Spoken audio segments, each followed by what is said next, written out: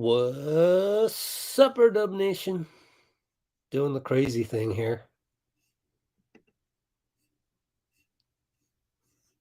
We're doing the Clippers and Lakers game. Only Warriors channel in the history of the internet ever to do this. We should have Dean on pretty soon. So let me send the StreamYard link to Dean Chambers. There we go. Excuse me. There we go. Send him a little text. Let him know.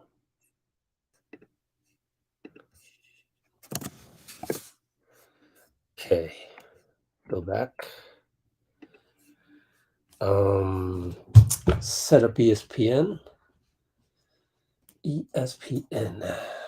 There it is. What's live? Lakers at Clippers. Negative. Oops. They're about to tip off. Hey, I'm on time. And then we'll just talk Warrior stuff. Wow, I'm on time. And I don't need to have my second screen up to record any plays because I'm not die hard like that. Only for Warriors games. And I've got my, I thought I had my Frappuccino. I don't know what happened to it. Oh, deep inside the bag there. Well, the Lakers won the tip. Clippers are officially the home team. And I guess I'll try and do a little play-by-play. D'Angelo Russell's playing. LeBron is playing. And AD. So I guess they're not tanking. Austin Reeves. Wow, might have gotten blocked. Might have gotten fouled by Russ, but no call. And then Russ goes alley-oop to Zubats the other way. D'Lo attacks. Air ball, no call against Batum. Wow. I'm really doing play-by-play for LA versus LA. Eric Gordon for 3. Another assist by Russ. Wow. Must win for both teams, obviously, because as you see in my background, even pretty tight race here. Yeah. Who do we want to win? I have no idea, honestly. It's hard for me to root. Ooh, Vando tip in, but it's a goaltend. It was over the cylinder. D'Lo missed a layup on that one or a push shot. It's hard for me to root for the Lakers unless it's obvious that we need to be rooting for them, you know. Crazy. We have 31 concurrents on here. Let me get everything set up. I just never got anything set up. You know, not even monetizing this yet. So let me change that real quick. I don't know why live streams aren't automatically set to monetization. That's like stupid YouTube feature. D'Lo misses a 3. Zubats gets the outlet over to Russ. 10:15 to go. He pulls up for 3 and swishes it. Wow, Russ.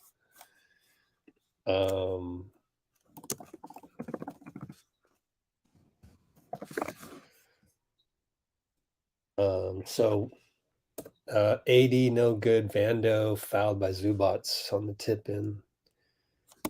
About the 4:15 mark. Who should we root for?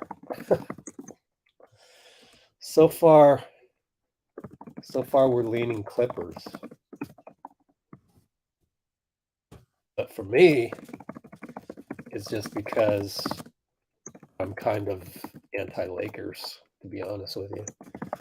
All those years of getting beat up by Kobe Bryant have taken its toll. Dean Chambers in house. What's up, Rich? Wow, you made it. Right after Kobe, huh? Hello, everybody. What about Kobe? Oh, it came on right after you said oh, yeah. Kobe Bryant was winning. Oh, speaking of which, I was roaming around Instagram. I saw a couple There was a Kobe story by who's the white guy? Mike Miller? I think it was Mike Oh, Miller. yeah, Awesome story. yeah, Should we talk about that? Might as well. yeah. Rather do that than play-by-play of the Lakers Clippers, but 10-1 Clippers with 9:30 to go. Wow. Yeah, Kawhi with just a beautiful mid-range jumper right there. What timestamp are you on? I'm at 9:20, 9:19, 9:18. Yeah. So Davis just hit the offensive rebound layup for me. Yeah, So I'm I'm at only a few 9:11, seconds behind you. 9:09, 9:08. Oh, I see. Well, so the Kobe story, I don't know if you guys heard it. I think it was Mike Miller. So he goes on the All the Smoke. Obviously, it's always the great stories on Matt Barnes and Steven Jackson's Yeah. podcast. Mm-hmm. And he goes, during the game, Kawhi dunked down the lane. They're up 12-3. Mike Miller says, I'm on the court. Kobe says, hey, what are you guys doing tonight? I'll take care of you guys. And Mike Miller's thinking, he's just playing with me. So then they lose to the Lakers or something. Kobe went off on them, and he's getting this text. Mike Miller gets a text from Kobe, says, hey, you guys want to, I'll take care of you guys tonight. So, okay, let's go, guys.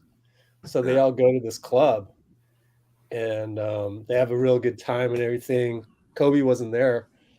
They have a really good time, and like Mike Miller's a young player, and then the one of the I guess waitress or somebody works there goes up and says, can you sign for this?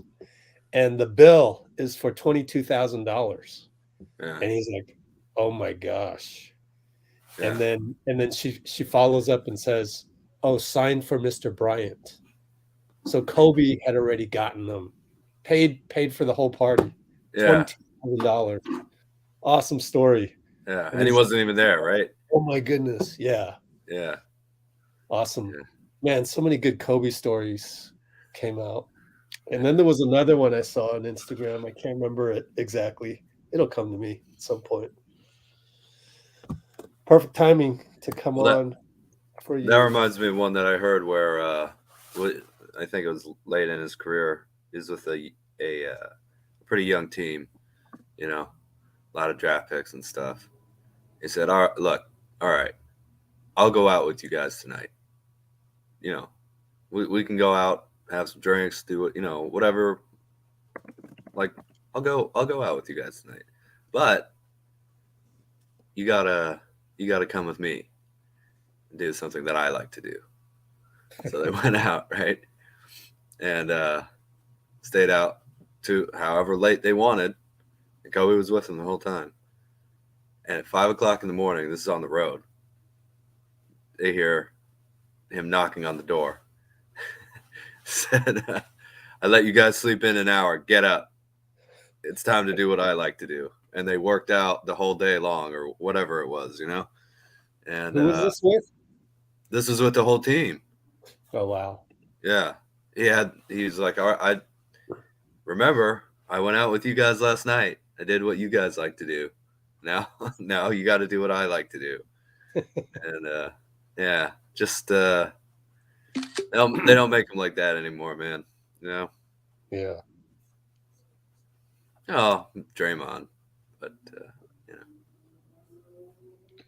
it's not as common. It's so crazy. Who was I talking with? Was it with you? I'm not sure. I think it was with no, it was with Ben. Just one game, like 4 games ago. Ben Conant, who is in our live chat sometimes, he came on the StreamYard, and he was like, because he's always been diehard Warriors, just like me, and anti-Lakers because we've been through the whole Cohan era where every Laker team killed us, and he was just saying, yeah, it was Kobe where I learned how not to hate players and stuff, because after he passed, all these stories came out, and it was just like, wow, he's actually a really cool guy, you know. Yeah. And so that's why now Ben doesn't hate any players, because Kobe humanized the whole NBA for him.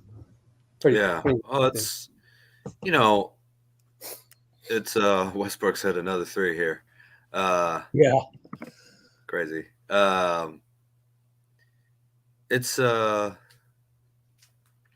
okay to have animosity or sports hate or whatever you want to call it, but kind of at the end of whatever, at the end of the game and at the end of the season or series or whatever it is, you kind of want to, if you won, obviously you want to be magnanimous, but if you lost, it's also just like, well, I appreciate who I was playing against here, and try and enjoy the battles for their own sake, regardless of who wins or loses. I think Kobe's death did that for a lot of people, though. They probably tried to be a little bit more removed in how they felt about the person versus how they felt about the team. Because Kobe, he loved being hated as a Laker. He loved it. Yeah. He even said, if you had accepted me, it would have broken me. I don't know if I could have gone on competing, but he didn't. So, here's 5 rings, 7 finals.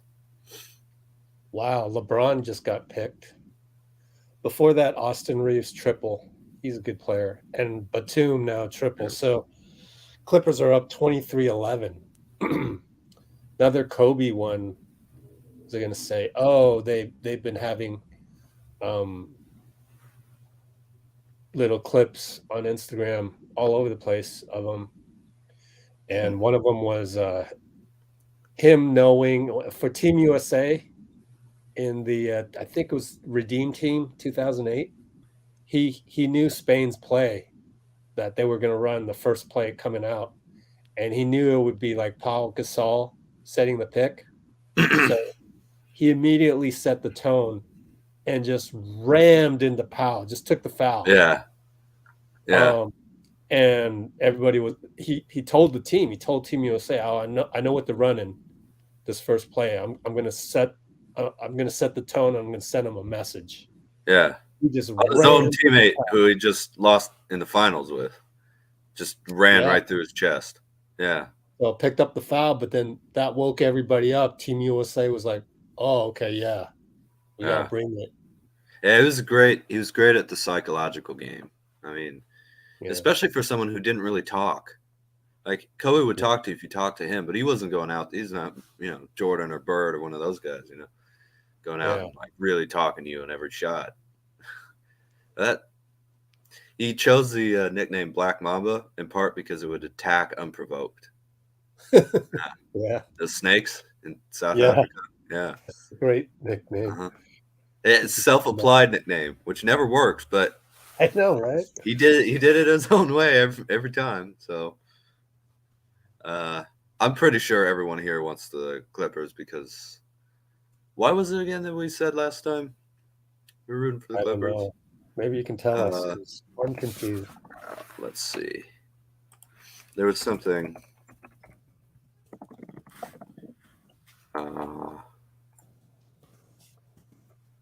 So we're going to lose the 5th seed without even playing. Yeah.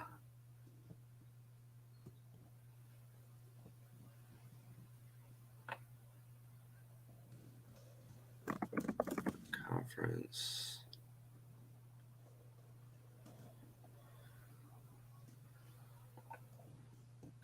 record. There was a good reason we had yesterday. I can't remember what it was now. I guess we do have a tied season series with the Clippers and the better conference record than both teams, actually.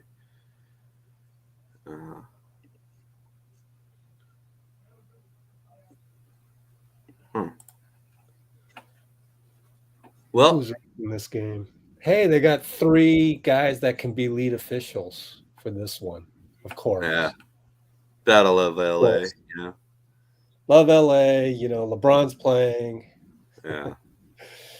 Don't worry about the Warriors. They're a finesse team. We don't have to worry about all that. Oh, no need to lose any sleep, huh? Yeah. Is that what they said? I'm starting to get on the refs hate Warriors bandwagon. I think they just have a bias to the way Steph and Klay move, where even if they get fouled, it's like, well, that's a shooter, You might be right.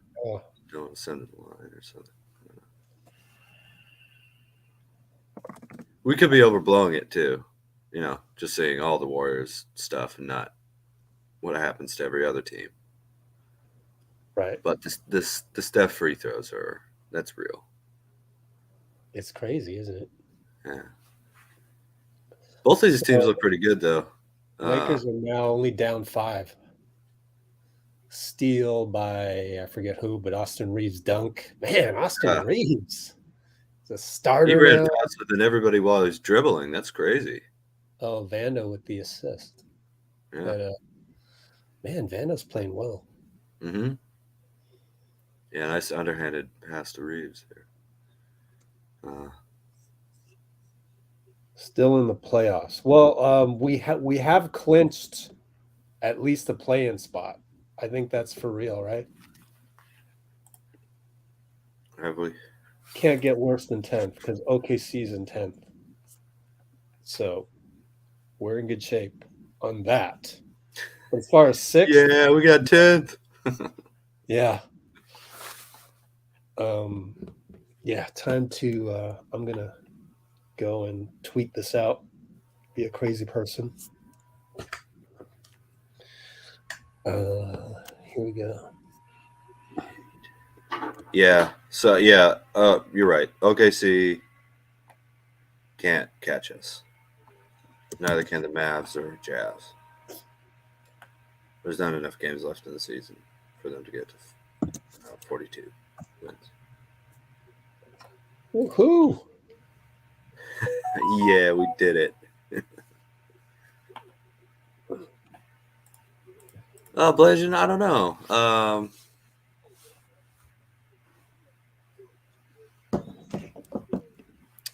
They said the Lakers roster is completely healthy, right?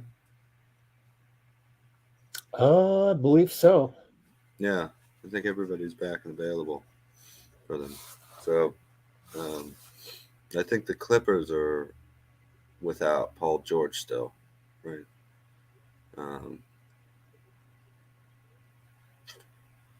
I think the Clippers are a slightly better team, probably still, but the Lakers look pretty good after the Westbrook trade. They've been playing won well. 4 straight, I believe, right? Yep, 4 straight.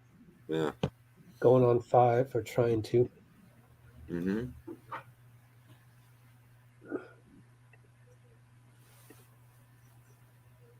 Are they 500 at home? They are. Both teams are. Yeah, well, 20 and 20. No. Wow. Oh, we haven't talked about that. I've wanted to talk about that. On the road, I meant. Yeah, sorry. Yeah. They get 2 free road games that are like home games. I don't like that. That's unfair. But so do the Knicks and Nets, I guess. But even more so, it being at Staples, the exact same arena. Yeah. Mm-hmm.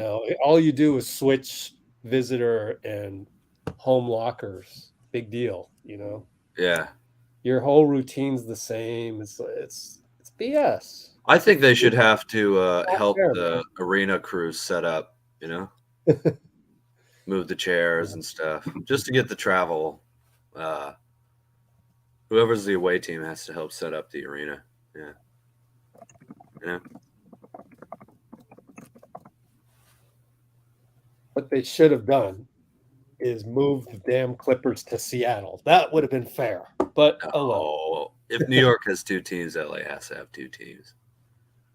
Come on now. Yeah, it'll be better when they move to Intuit Dome, which Is that what it's called? Fabulous. It looks fabulous. Hey, look, they're playing zone. Yeah. And then Chase will no longer be the newest arena in the NBA. Yeah. Yeah. And then Chase can no longer advertise itself as state of the art because Intuit will be the state of the art. Yeah. I just saw that. That's life. I was like, oh, come on. Stop calling yourself the state of the art. We know Chase Center is what it is. It's funny. Yeah, it is really nice. Chase Center is really nice arena. Yeah. I don't think they need to brag. It is everybody knows. $1 billion corporations being $1 billion corporations. Mm. Yeah. Elo for 3. Oh, got it. 23-25. They cut it to 2 now. Yep.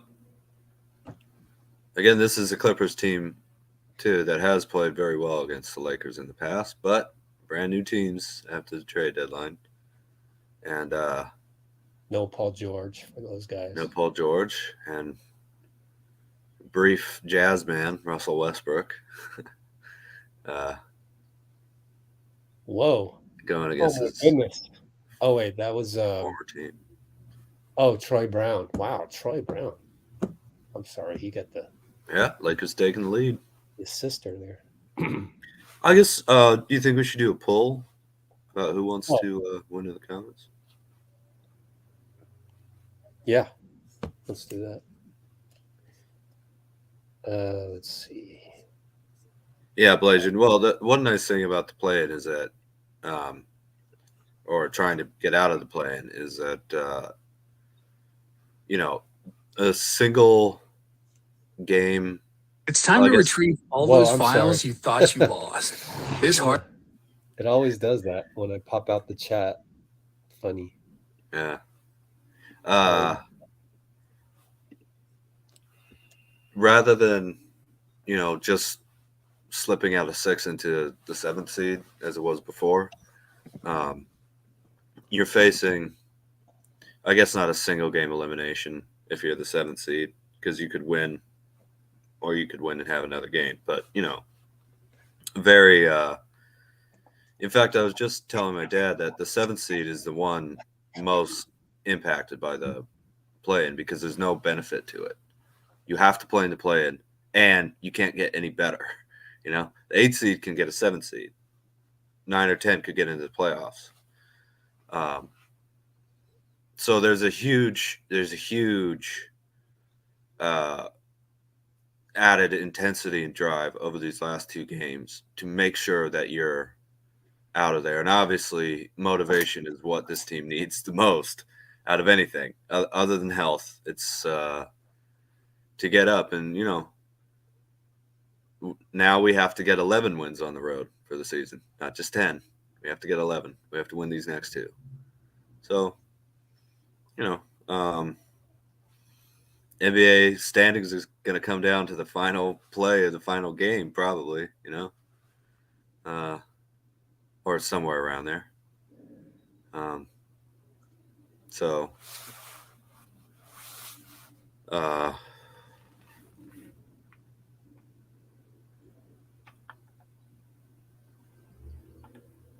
Yeah.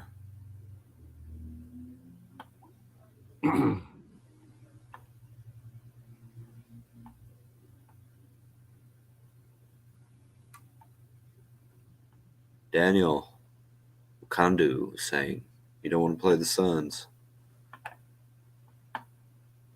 I don't care who we play. Yeah, I don't care. I'll just take the highest seed I can get. Suns, Bucks, Celtics, put us in the East. I don't care. Just get in there without being a play-in team, and that is an accomplishment in and of itself, given the season that we've had. Yeah, really. Yeah.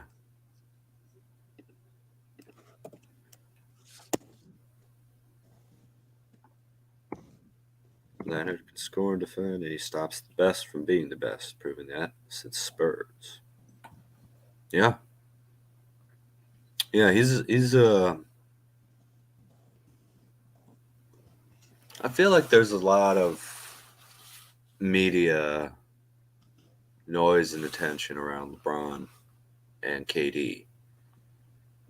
And there's a lot less so around Steph and Kawhi.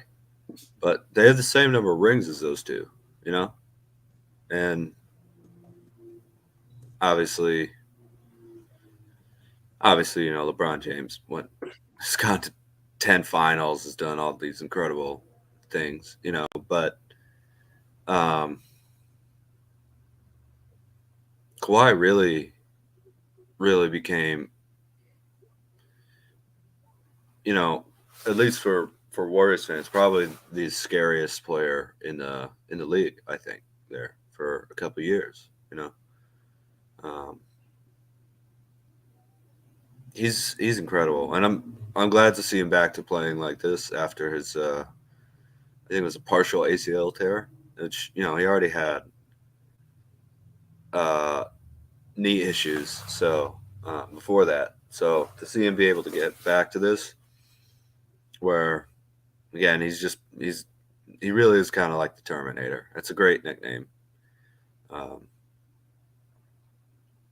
Yeah, so. I love watching Kawhi play. Yep. He Wiggins definitely should play. Yeah, what do you think, Rich? Any thoughts on when Wiggins might be back?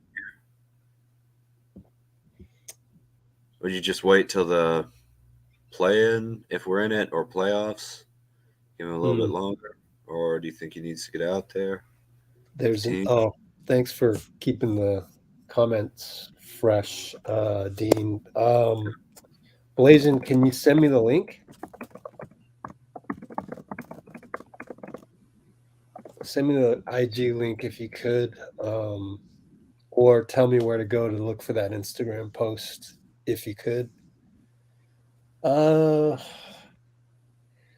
Yeah, I'm gonna do the weirdo thing again, which is I just don't want to predict it.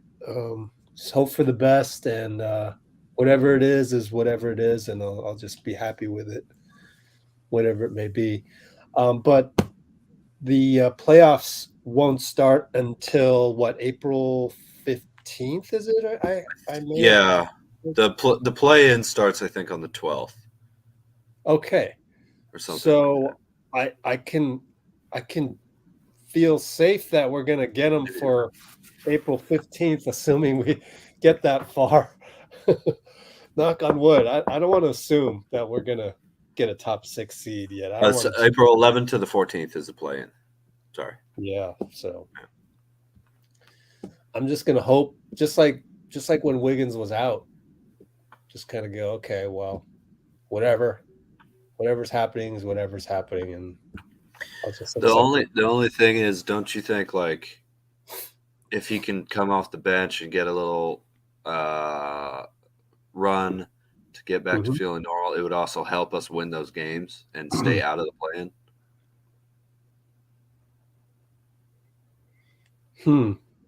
It could help. It could also hurt in terms of the rotation and chemistry and rust and things like that. No, I don't think it would hurt the chemistry. You think? You haven't played with him in a while, so suddenly he's there, and he zigs and you zag, turnover, that kind of thing. Although his style of play is the simplest out of everybody.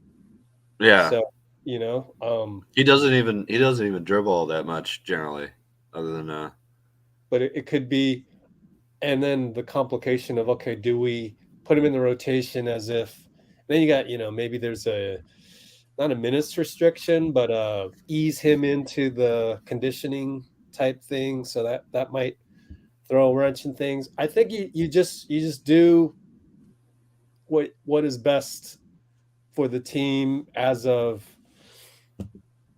April 15th. So I would just play him as much as I can whenever he's able to play him as much as he can. Yeah. And just roll with it. Because at least we'll have him back, hopefully, you know? Yeah. If we're going to go down, we're going to go down with him as well. So yeah, might as well just, he's part of the team and it is what it is. It's nobody's fault that we were put in this position where now we've got to reintegrate him. Just reintegrate him. And whatever happens, happens. We get some turnovers, zigging, zagging, those type of turnovers, or he's just not feeling the rhythm and, bricks a three, bricks a couple threes, whatever. So be it. He's still part of our team. That's part of it.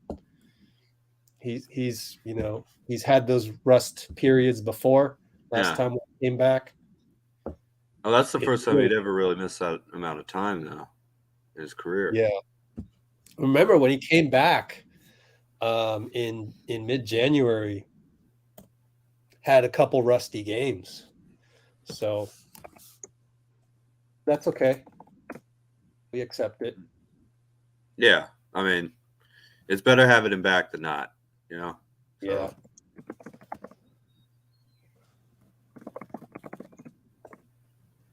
Meanwhile, Clippers are still up by 7. Up by 7? What time do you have?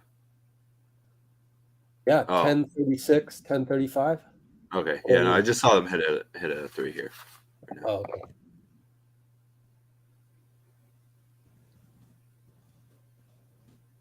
Oh, they're saying in the chat that Kerr was on 95.7, saying that Wiggins is going to miss the last 2.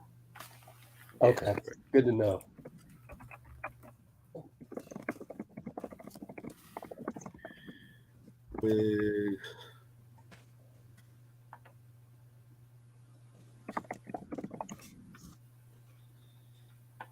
Yeah, it's one of those days where I was trying to catch up on all the footage from last night from the arena.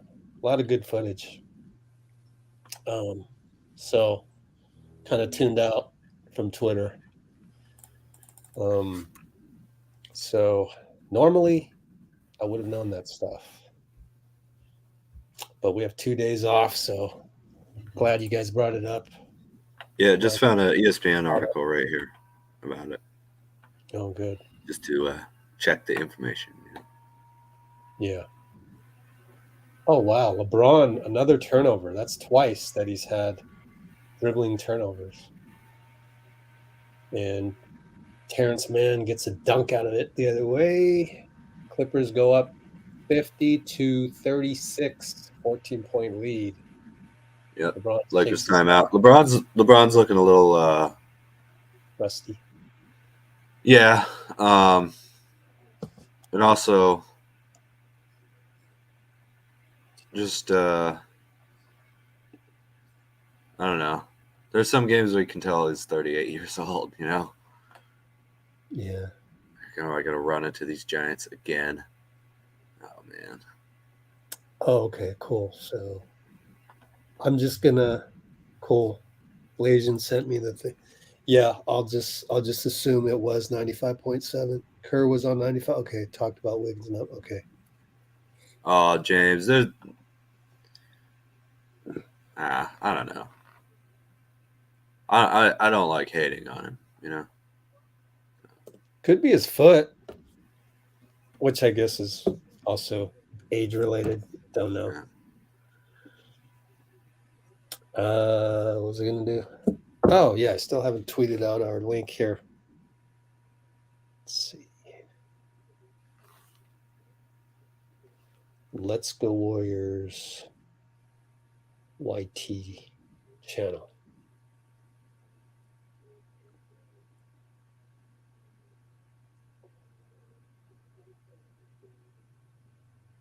Yeah, that's fine. That's fine, Blasian. I get what you mean. I mean, It's hard not to feel that, that competitive fire, thinking about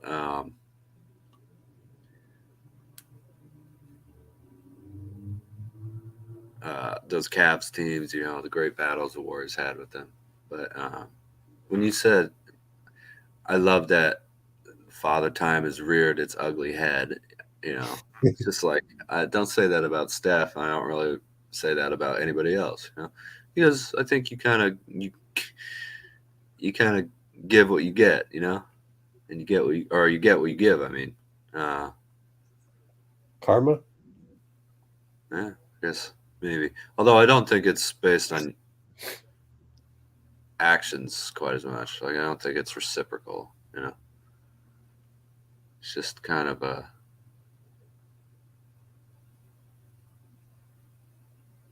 Be nice, James. Yeah. After all those titles he's given us, anyway. Kidding. What's up, Bruce? Oh, what's up, Amy? She was here earlier. Amy. Nice to see her. Doesn't matter who wins today. I was saying it kind of would be useful for the Clippers because we don't really have a tiebreaker against anybody, but the Lakers have a better. What was it? Better.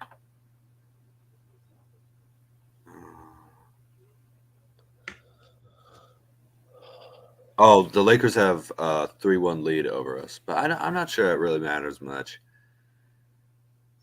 to be honest with you. But we also don't have the tiebreaker against the Clippers. No, we don't. Even though we tied the season series, they have a better division record, which you think you'd take into consideration conference record first, which we have better than both of these teams. We actually have a good conference record. We're 28-22.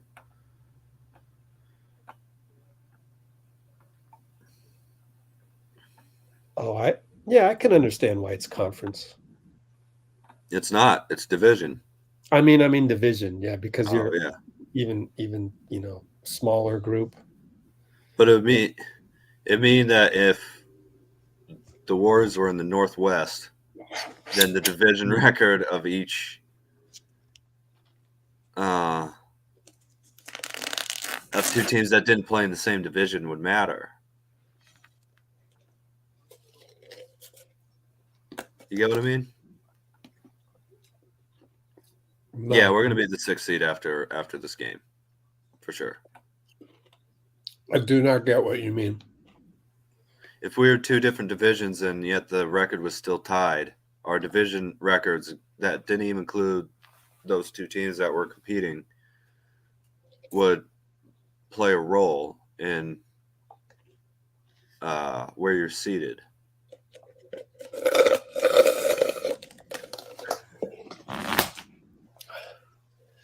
Yeah, I think I'm spending too many brain cells trying to think about it. I'm just rooting for the Clippers just because. Yeah. I don't think I mind. Clips up 16, 7:48 to go.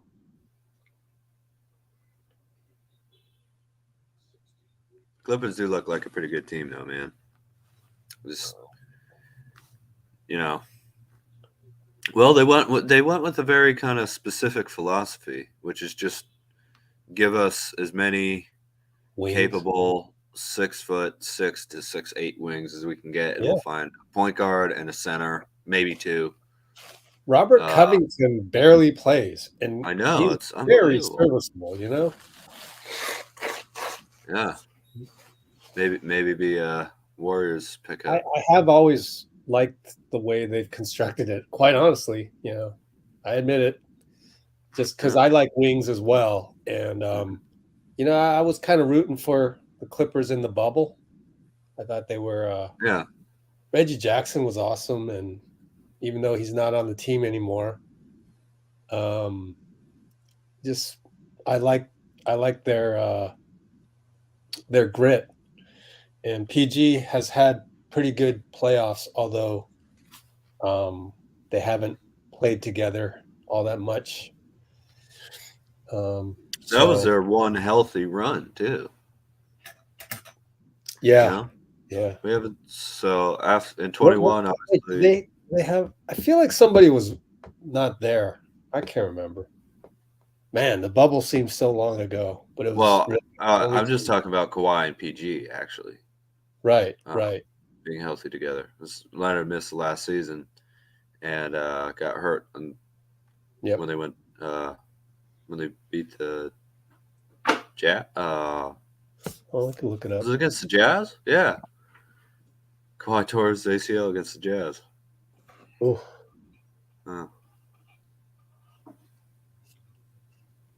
They have been together 5 years now, though, right? Or 4 years now. Wow. It's pretty crazy. Yeah. 4 years -1.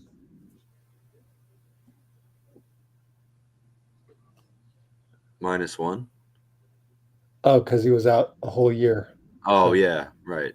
It's been 4 years, but played together for 3. Mm-hmm. Let me take a look at this bubble year. There it is. Oh, they lost to Denver. I like Denver too, because yeah, they blew a 3-1 lead. Yeah, 3-1 lead. As did the Jazz that year. Denver did it twice in a row. Unbelievable. Wow. The Lakers right now. Yeah, that's right. Jamal Murray went crazy. The Lakers just to put a stamp on how crazy the West is and like how crazy the Pacific Division is. The Lakers, who have the chance to be the 5th seed, are the bottom team in the division. Which is crazy.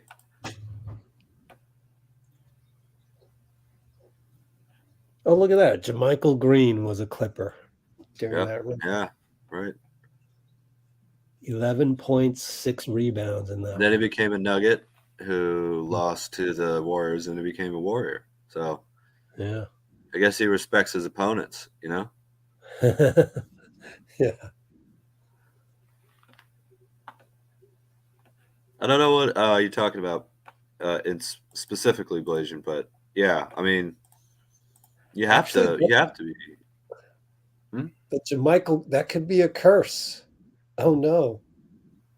Because that would mean if the pattern stays the same, I'm just having fun. No. That means we would lose to some team and then JaMychal's going to go to that team. Well, we could also beat that team and maybe he'll go to him too. Who knows? Wait, because the Clippers lost to Denver. He went to Denver. Yeah, Denver but it could just be. Us, he never won a title, so he's either missing the playoffs or losing so far, right? So let me have my fun. Jeez. You're trying to curse the Warriors, Rich. What is this? I just noticed the curse. I didn't curse them. You're looking for a curse to explain why we're so bad on the road. No, I'm just looking for a curse. All right.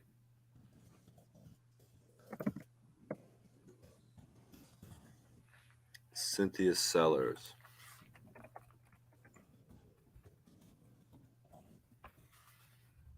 I spelled that.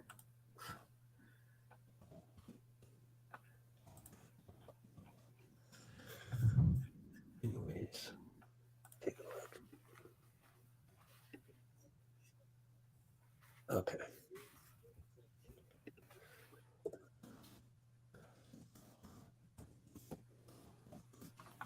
I don't know.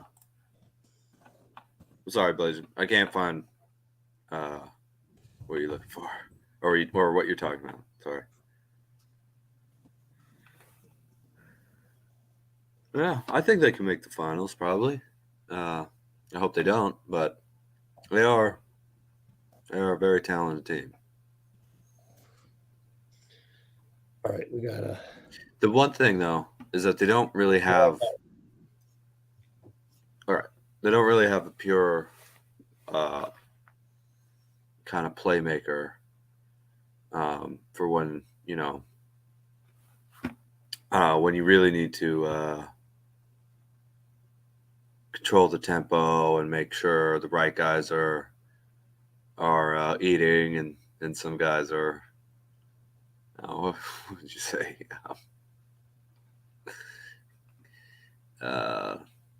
Farming, but look, that's too confusing. To make sure that the guys who should be getting the shots are getting the shots and dictating, like, okay, we need to balance this out here and there. Kawhi can do it, but that's not what you want for him, as his main role. Paul George can do it, but I think I like Kawhi better as a playmaker kind of anyway. So, in fact, let's look up assists per game team. Okay.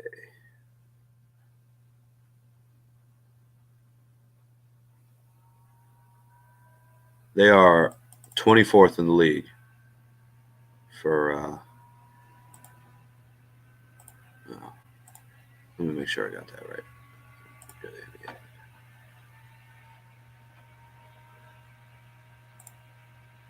Stats. This is very exciting radio here.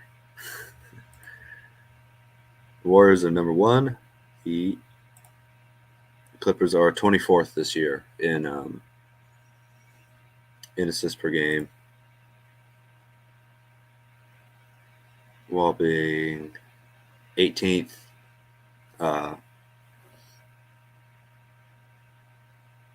in turnovers. 18 being the 18th lowest in turnovers. So that is probably somewhere where the Warriors have an advantage. Did you hear what I was saying, Rich? Oh no, go ahead.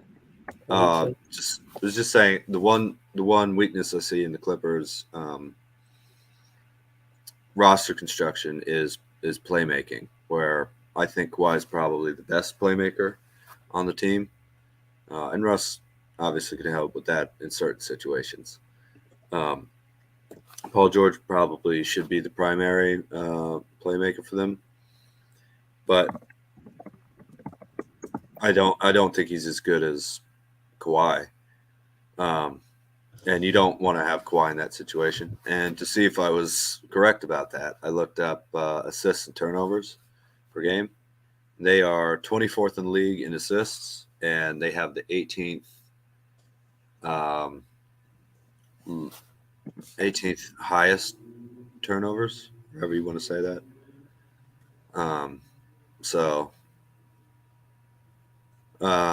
I do think the Warriors probably have a significant advantage there with Draymond and Steph, and even guys like Looney and DiVincenzo.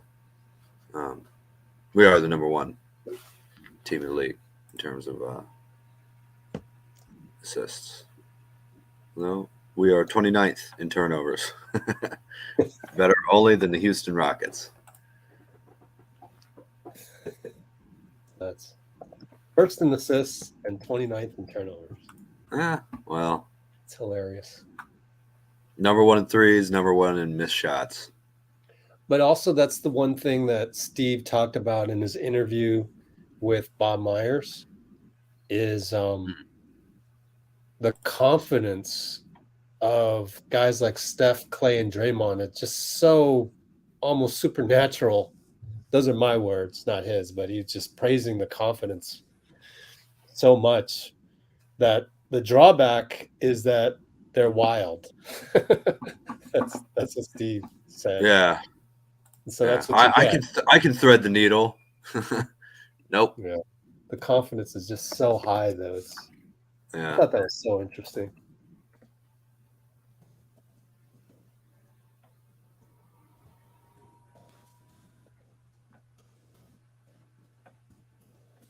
Let's see, 79. So the Nuggets have 3 more games to go.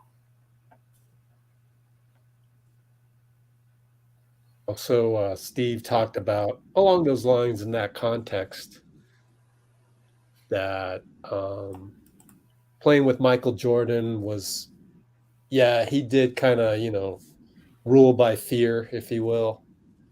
But then just contrasting that with Steph, Klay, and Draymond just having so much confidence that they could be wild. Just the different I guess cultures. And Yeah. Well, and then it's almost like one was like Jordan approached running a team like it was the military or something, and Steph, especially, and Dre does that a little bit too. But Steph and Klay, they're more kind of almost like artist, collective or something. They're just like, come here and work hard, but you can be free, and like, oh, I'm free, and then you throw a hook pass like Steph into the third row. Well, that's what it takes, I guess, for players to play that real team oriented kind of equal opportunity offense type system. What do you think? yeah, it's everybody wants to play with Steph though, so it's cool. Yeah, it's cool to have. But yeah, they're going to be wild and loosey goosey, and what does my dad always call it? He calls it I'll think of it. Not quite that, but almost like there's an arrogance to it. Oh yeah. Name, I forget the word that he uses. Okay, yeah, it is kind of arrogant too, a little bit. Yeah. Or not? It's cocky, really, more than. Yeah. I forget the exact word. Cocky is the closest to how my dad describes it when he's frustrated with Steph.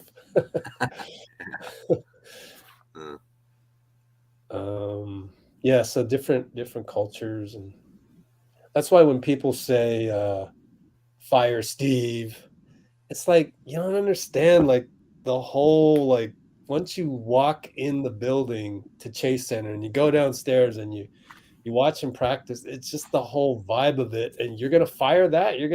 What are you gonna replace it with? So there's not a whole lot of people out there. Mike Brown has learned, and he's got his own culture in Sacramento. But when you hire a coach, it's again not NBA 2K where you're just replacing an algorithm, a robot that has a role. It's not just plays or system either. Exactly. It goes beyond that. It's the whole culture, and Steve told Bob Myers that he learned that from Pete Carroll, who learned it from Bill Walsh. So really, we're getting a little bit of Bill Walsh when we peel the onion and look into the Warriors a little bit more.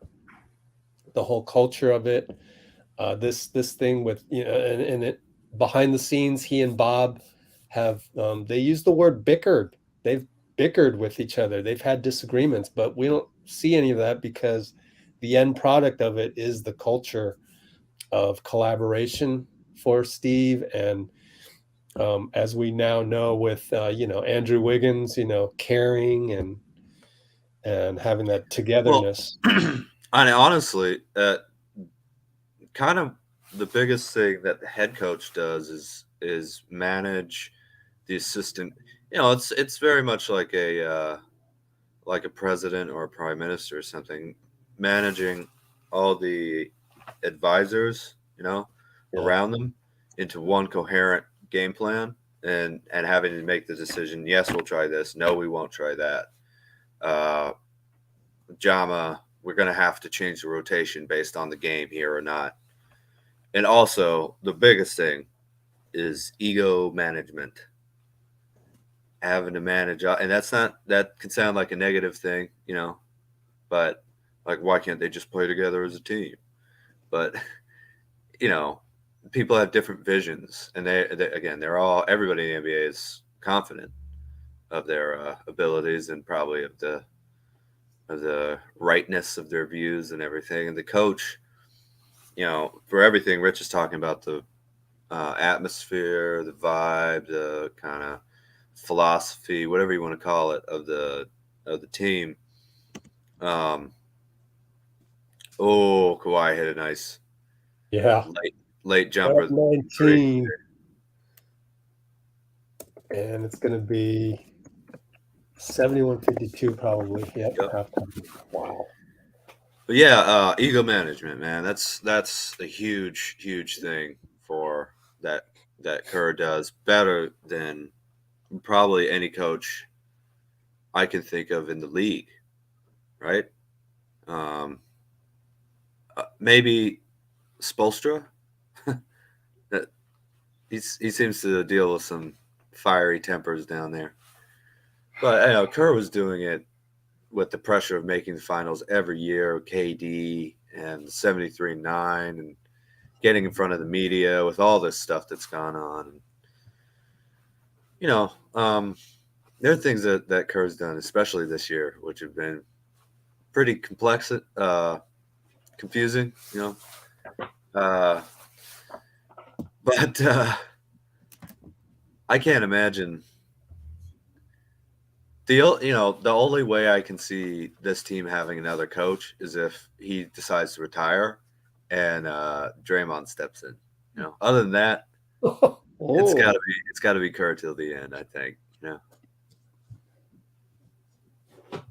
Yeah, actually, Bob goes. There's one part of the interview where Bob says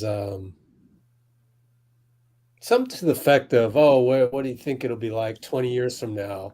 Oh, wait, you're not going to be coaching 20 years from now. He just thought it was a long time. I'm sitting here going, wait a minute. How long has Pop been a coach? Yeah. Why should we assume that Steve isn't going to be a coach 20 years from now? But I think Bob wasn't, thinking of those ramifications. You just knew that was a long time. I think he was just ribbing Kerr a little bit, Might have been, yeah. You're not going to be coaching 20 years from now. Well, I can see Kerr. They were talking about how coaching takes a toll on you. Yeah, for sure. I mean, the travel, Draymond, that's why he said he's not interested in being a coach, which I don't believe. I think he's just tired. I think he's tired of having to play the basketball schedule. He'll be out of it for a little while. Then he'll want this is what Steve Kerr said too. He'll want the competitive. He'll want the competitive nature of like, oh, I actually won this game, even after he's done playing. I can see that too. So. I can, yeah, because I've always felt Draymond wasn't going to coach, but then I think about it again. It's like, man, it's tough to. The guy is so fiery, competitive. He'd be such a good coach too. Like you can tell, Yeah. And like it's a way to because Domino's isn't going to cut it, It's just not. Or I don't know. He could still keep podcasting while you're coaching. Just definitely. They'll be asking him, "Are you giving away the game plan like they did after game 1 in the finals?" He Do you remember that? Great on the podium as a coach, wouldn't he? Of course he would. We already see it. Collect a few $25,000 fines. And hey, man, I bet 6 $25,000 fines before he finally realizes, I should probably not criticize refs while I'm on there and just save my money. Maybe that's how we keep the core together. Is that Coach Kerr does the Auerbach thing and goes into the front office alongside Bob Myers. So you have 2 of them there, and then Draymond gets Coach Kerr's salary as a coach plus being a player, and you can pay your coach however much you want. It's not on the cap. So you're going to take away our mid-level? Fine. We'll make Draymond a coach. That'd be pretty sick, Anyway, I think I'm going to take a little break here during halftime if that's okay with you, Rich. Oh, okay. Is that all right? Yeah. Go ahead. Thank you, man.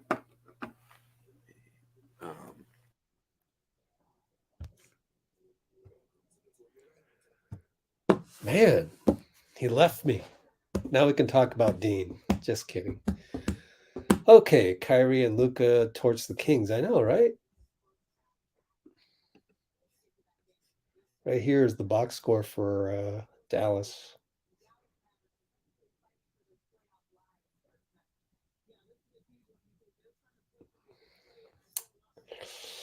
I'm hungry too. Dang. I just went and got some dinner right before this game. Logged on, set up the live stream, and boom, they were tipping off. So it worked out pretty well.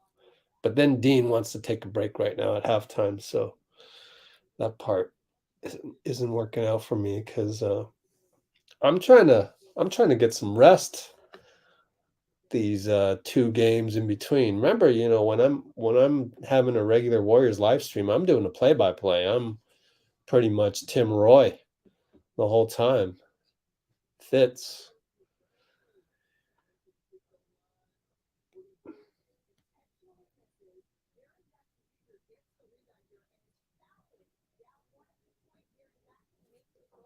Wow, so the Pelicans actually came back from they gave up a 6-point lead late and then they won in overtime. So Adam Silver's got to be sitting there with the Antonio Banderas. My league is so exciting. Yeah. Let's see. Clippers, Lakers, Pelicans, Timberwolves, Thunder. Man.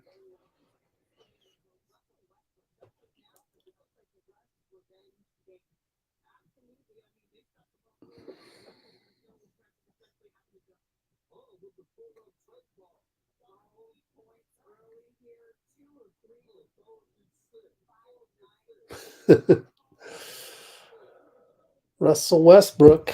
Let's see. Let's look at his stats.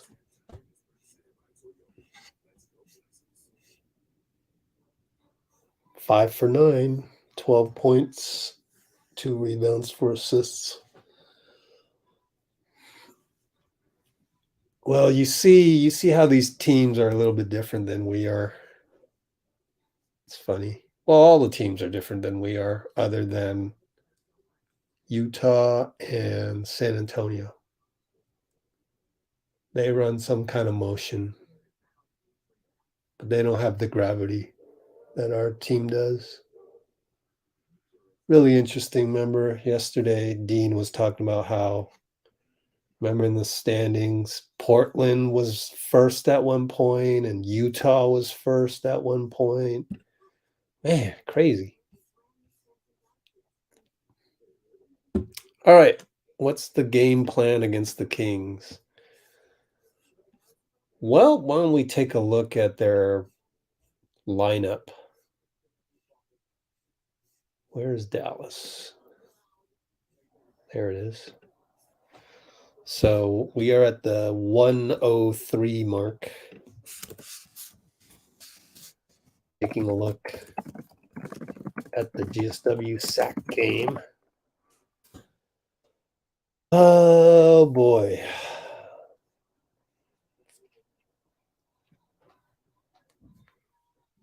Sabonis. Yeah, I don't know. I don't even know who we're starting because these days you never know if you want to go with Kuminga or Looney.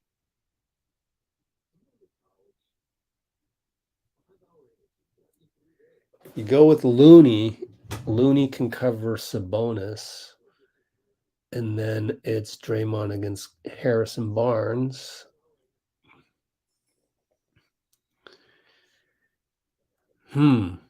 How's Sabonis on the 3-pointers this season? BKRef.com. Montes Sabonis. 36%. That's not bad, especially for a center. How did we match up with them earlier? Let's see. Last time we played them, look for GSW. click out of this. GSW. We haven't played them in a while. Yeah. The last time we played them, they killed us, right? 1-7. November. Jeez, it's been a while. Well, we're not going to have Wiggins. Also, by the way, I just noticed Tim Kawakami. Here's a good tweet.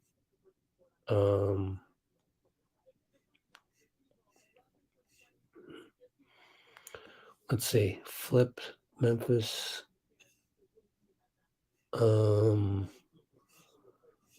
Yeah, here we go. The simplest one for the Warriors is that we at worst get the 6th seed if we beat SAC and Portland, but we got to beat them both. And beating Sacramento tomorrow, or if not tomorrow, Friday, is no given.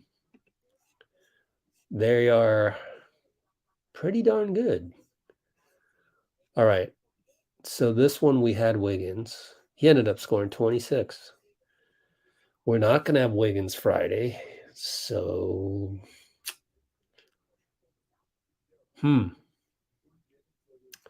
okay. Same game plan as before, really, to answer your question, Blasian.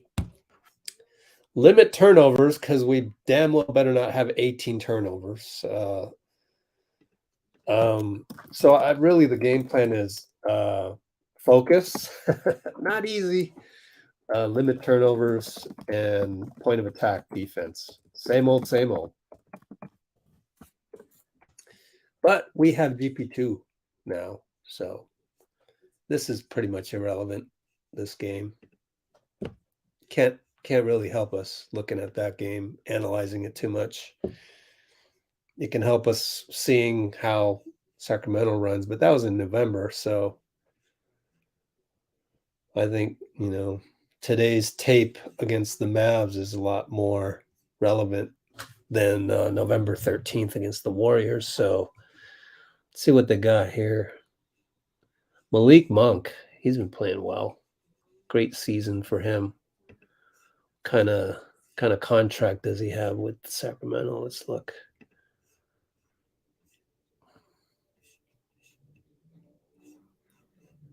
$10 million or so.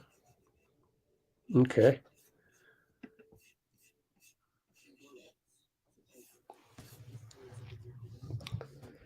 Yeah, focus, limit turnovers, and point of attack. And which also means inside of point of attack is don't foul, read the refs better. I think that's one thing we don't do very well, reading the refs.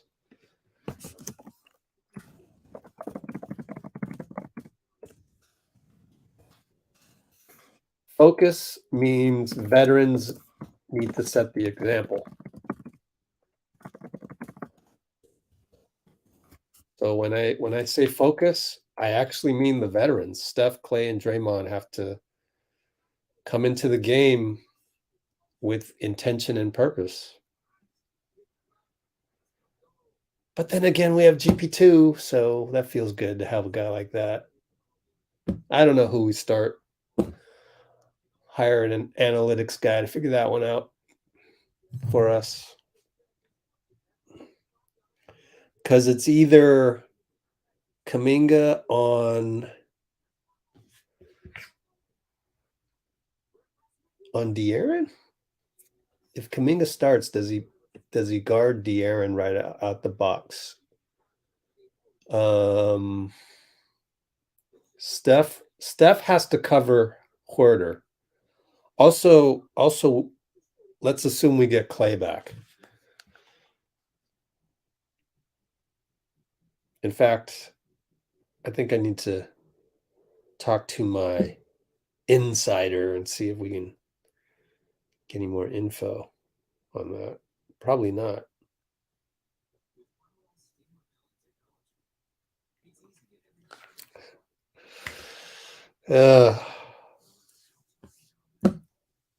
Back strain.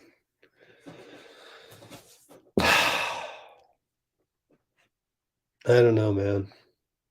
flip a coin on Klay. Let's say he plays. Then Klay covers Keegan. What's Keegan's 3-point percentage? Probably pretty good, right?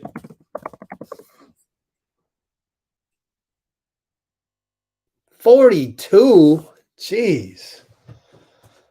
Oh my goodness. Instead of Looney. Now I'm starting JK. Because Keegan Murray's shooting 41%. We need a good closeout guy.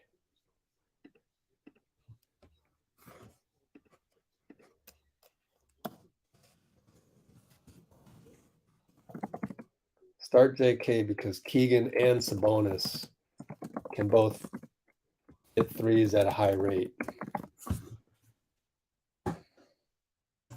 That's my pick. Hey, you're back. Well, Rich? we were going through the Kings, Mm. the Friday Yeah. game. I suddenly just now came to the conclusion that I want to start JK instead of Looney just because of Keegan Murray shoots 41.6 from threes. DeMontis 37%, just to get more mobility out there. So JK over Looney is my pick. And same old. Bring focus. Bring point of attack defense, please. Don't foul and read the refs. You got to read the refs. I heard you. I definitely think reading the refs is something that we don't do. It's kind of this. That's one thing you love about this team, but they're very pure basketball. You know, they don't try and deceive the refs into getting fouls or read what isn't being called quite as much. Just keep playing the same old game, you know, which I love. But yeah, I think that is a very important thing to look out for, and I would say controlling the pace. You know, partly because Sacramento's young and they can really run, and also I think, you know, if Jordan Poole has 8-10 free throws or something in that game, that'll go a huge way into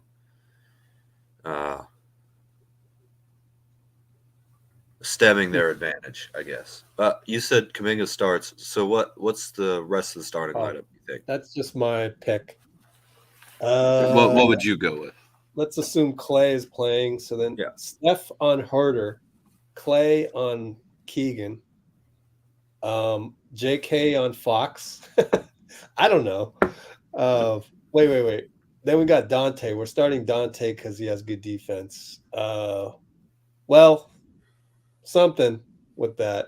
Draymond on Sabonis. Yeah. I don't know, man. Dray on Sabonis for sure. That's why I don't coach. Who's going to cover De'Aaron? I might put.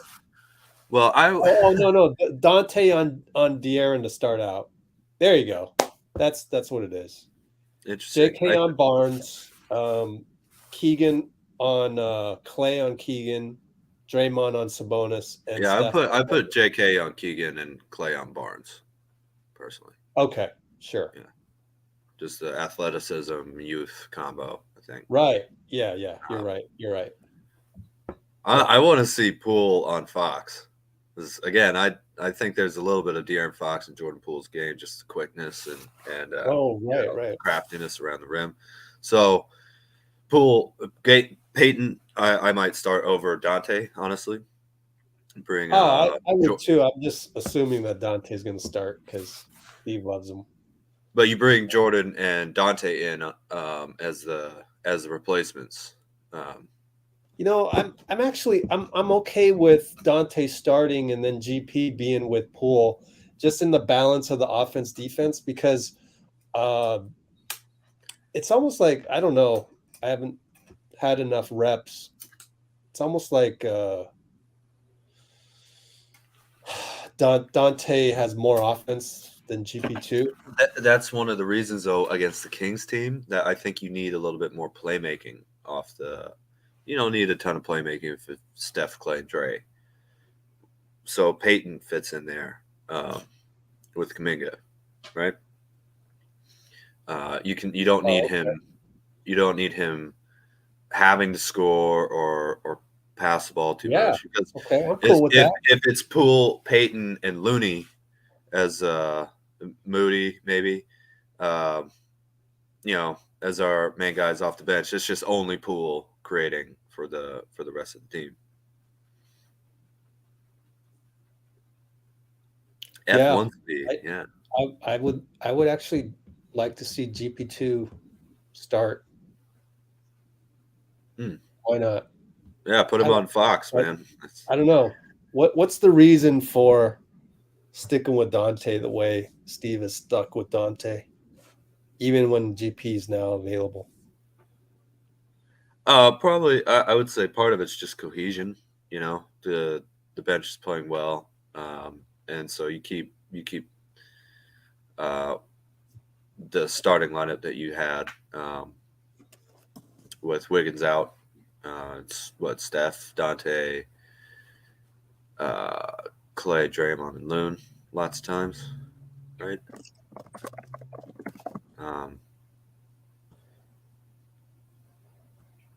Yeah, it's just this Sacramento team is an offensive juggernaut. Like they're really good. So as much as I'd like to emphasize defense, I think we're going to have consistent playmaking out there. Wow, that's a long three from LeBron. Yeah, LeBron cuts the lead to 17. 17, yep. It's got 6 points now. Is that right?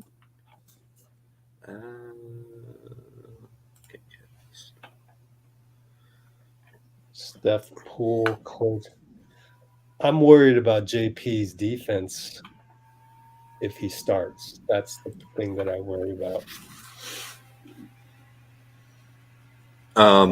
I'd rather have JP in the second unit against the Kings. Yeah, that makes sense. But it is going to be important for him to be able to use, again, I think his quickness, not just defending Fox, but also, the Kings aren't a tremendous defensive team. They get the athletes and the connectivity to be pretty good. But I would love putting pressure on Fox defensively with Poole's quickness and trying to get him out of place. So whether he starts or comes off the bench, I hope this is a big Poole game. So you don't have any thoughts on starting him? Like I think I'd start. I think I'd start Peyton. Yeah, Curry, Peyton, Klay, Dray, and Kuminga. I like that one. But we'll see. I mean, instead of one thing that I think there should be more of out there, which is not going to happen as long as there's Twitter, is that realize that from a point of abundance, we have so many pieces. We can start. A good argument could be made that you could start GP. A good argument could be made that you could start JP. So it's kind of cool that we have all these pieces that we could start if need be. So instead of getting outraged when your pick doesn't start, just know that we have such a deep roster and so much talent that we could go either way. And at some point, you just got to trust that Steve's looked at all the analytics, and there's plenty of factors and variables involved, and that we'll end the game with the best performing players within the game. Yeah, and I think that he does actually do that, which some coaches don't do, and especially was more common in the past, but it still happens now where they just stick to the rotations. There's kind of this rigidity, I guess, to the rotations. I don't think Kerr does. We've had plenty of different starting lineups, so I think it's fairly accurate to say that. And I love the depth of this team, and hopefully we'll be able to get to see it all come together with Wiggins and GP2 back with Donte and JaMychal, who I hope gets a little bit of playing time, as LeBron comes up with the steal on the ground. And he cuts it to 15. Yeah, he's the greatest layup maker ever, I think. There's no one that can get to the rim more consistently than LeBron.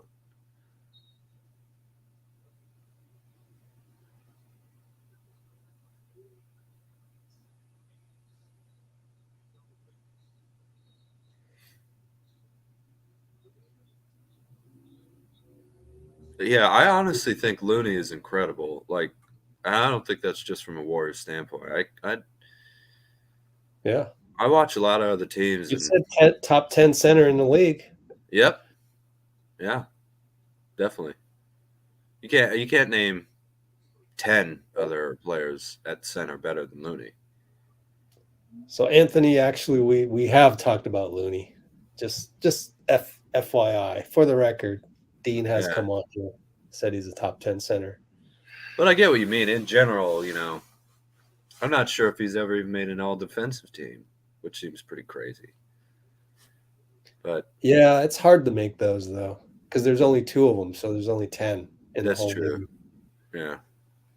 So just because you haven't Giannis and Embiid or what, they'll go to the big stars. Gobert's a shoe-in to make those, Yeah. Now Jaren Jackson's going to be a shoe-in for those. Mm-hmm. So yeah, we would be lost without Looney.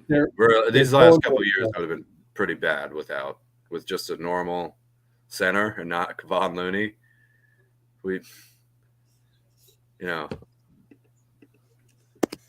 I mean, he might be the guy who takes over as the defensive anchor if Draymond just gets a little too old and banged up to keep being the number one every night. Of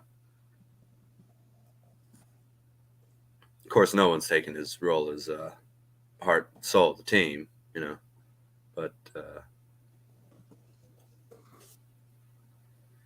Westbrook with an and one here. Battle of LA hasn't been much of a fight. Seems like the Clippers have been up 10 the whole game. What was that? It seems like the Clippers have been up by 10 the whole game. Oh, right. And they're up 16. Anthony Davis bringing it up. Scores 14.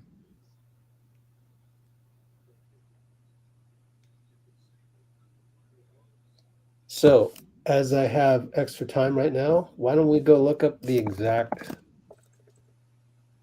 reevaluation date? You know what I can do? I can go to my email and search on Iguodala. Pretty sure there's been an announcement on March 24th. No, March 25th. There we go. So, Andre reevaluation equals 4 weeks after March 21st. So whatever that is. Let's look at a calendar. Here, pull up a calendar. Calendar, what are we? April 2023. Oh, I need March too. Oops. 18th? April 18th? Okay, there you go. Don't need that anymore. And let's go back to this one. Our game. Or this game. Lakers, Clippers, box score. Of course, reevaluation doesn't mean they're coming back that day. I mean, I think most of us here probably know that, but just to reiterate.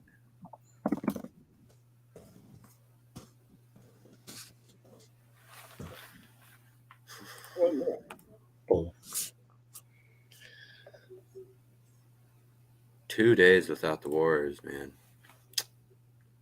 It's rough.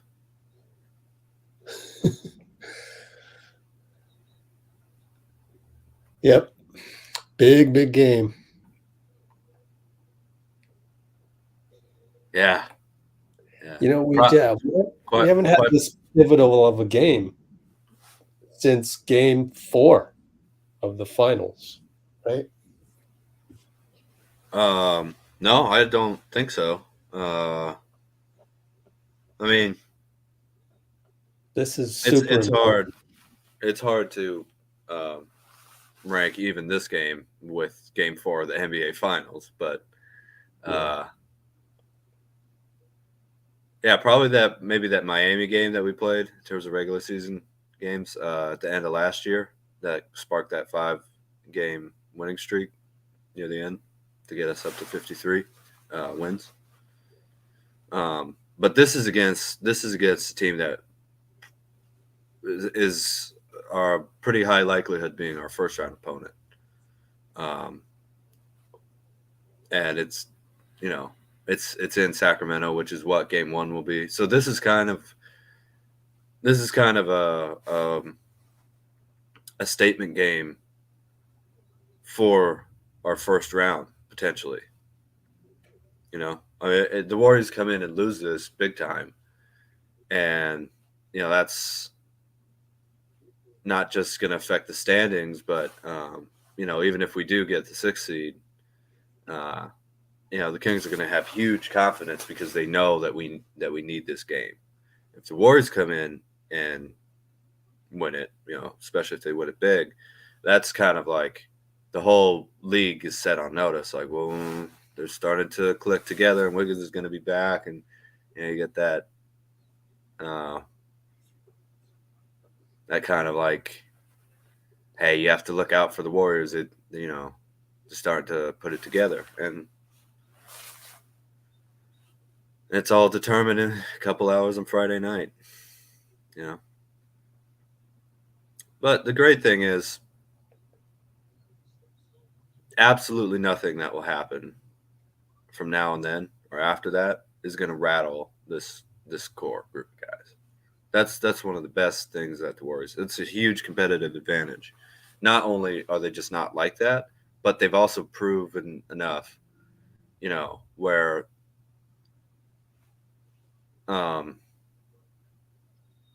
they can play just in the positive in the bonus really the rest of their career, I think.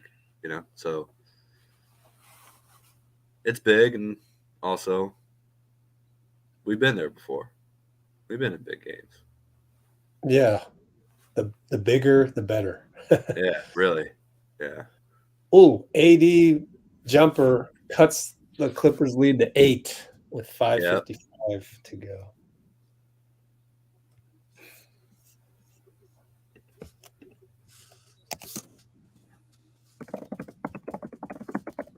It would be fun. I mean, can you imagine if the Clippers beat the Suns and the Lakers beat the Nuggets? Wow. I know, right? Yeah, they play each other in the second round. LeBron is still arguing the shot clock violation call. Anyways, I'm not sure if they used their challenge yet, but he's got that coach use the challenge look on his face. but you can't challenge that one. It's just a shot clock violation. Yeah, that is upsetting. Where the team that is going to get possession gets it and can't run a fast break. Yeah, it's a good note. It'd probably be a good rule, but whatever. To what? That in FIBA, I believe, I could be wrong. So in FIBA, if it's a shot clock violation and you catch it, they don't blow the whistle. You can just go. Well, you should. You want to emphasize anything that emphasizes fast breaks. Yeah. Uh, but they just reverted back to the old NBA just now. Yeah.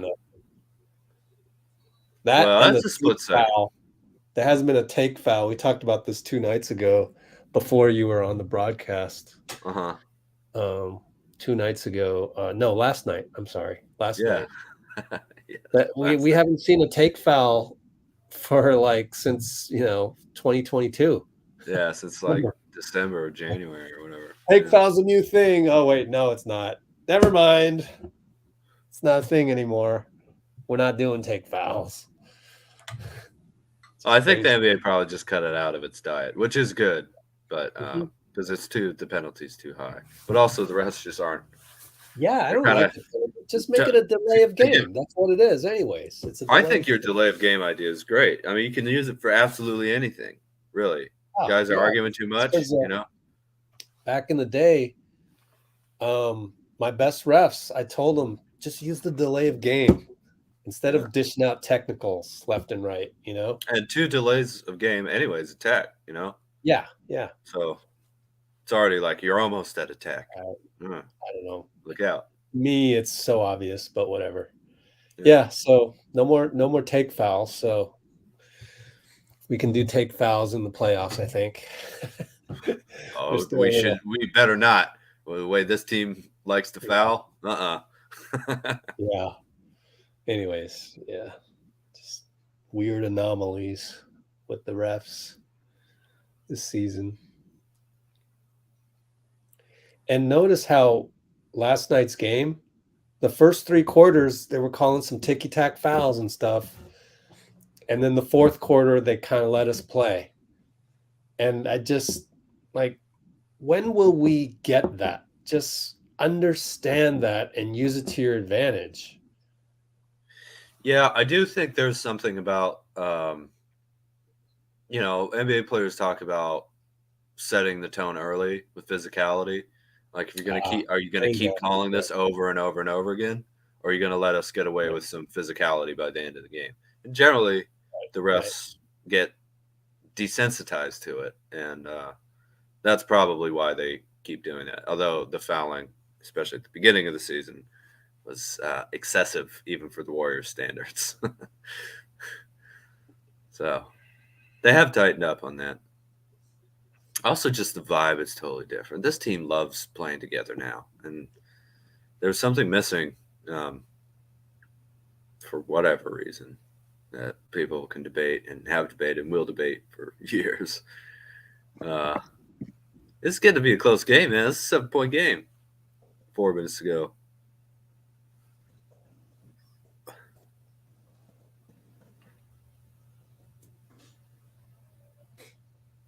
And Blasian, you know that we believe the Warriors can win any 7-game series. So yeah. Oh yeah, please splash the like button. Let's see, we got 39 concurrents, 29 likes. Let's go. Not bad. Covering a Lakers-Clippers game in the middle of the week. Yep. Clippers are up 8. Now they're up 9. 3:52 to go. Thank you, Blasian. Thanks for being here with us. Absolutely. Thank you for being available. Honestly, would not have done this without your availability. Yeah. It's been a while, so I'm happy to be here again.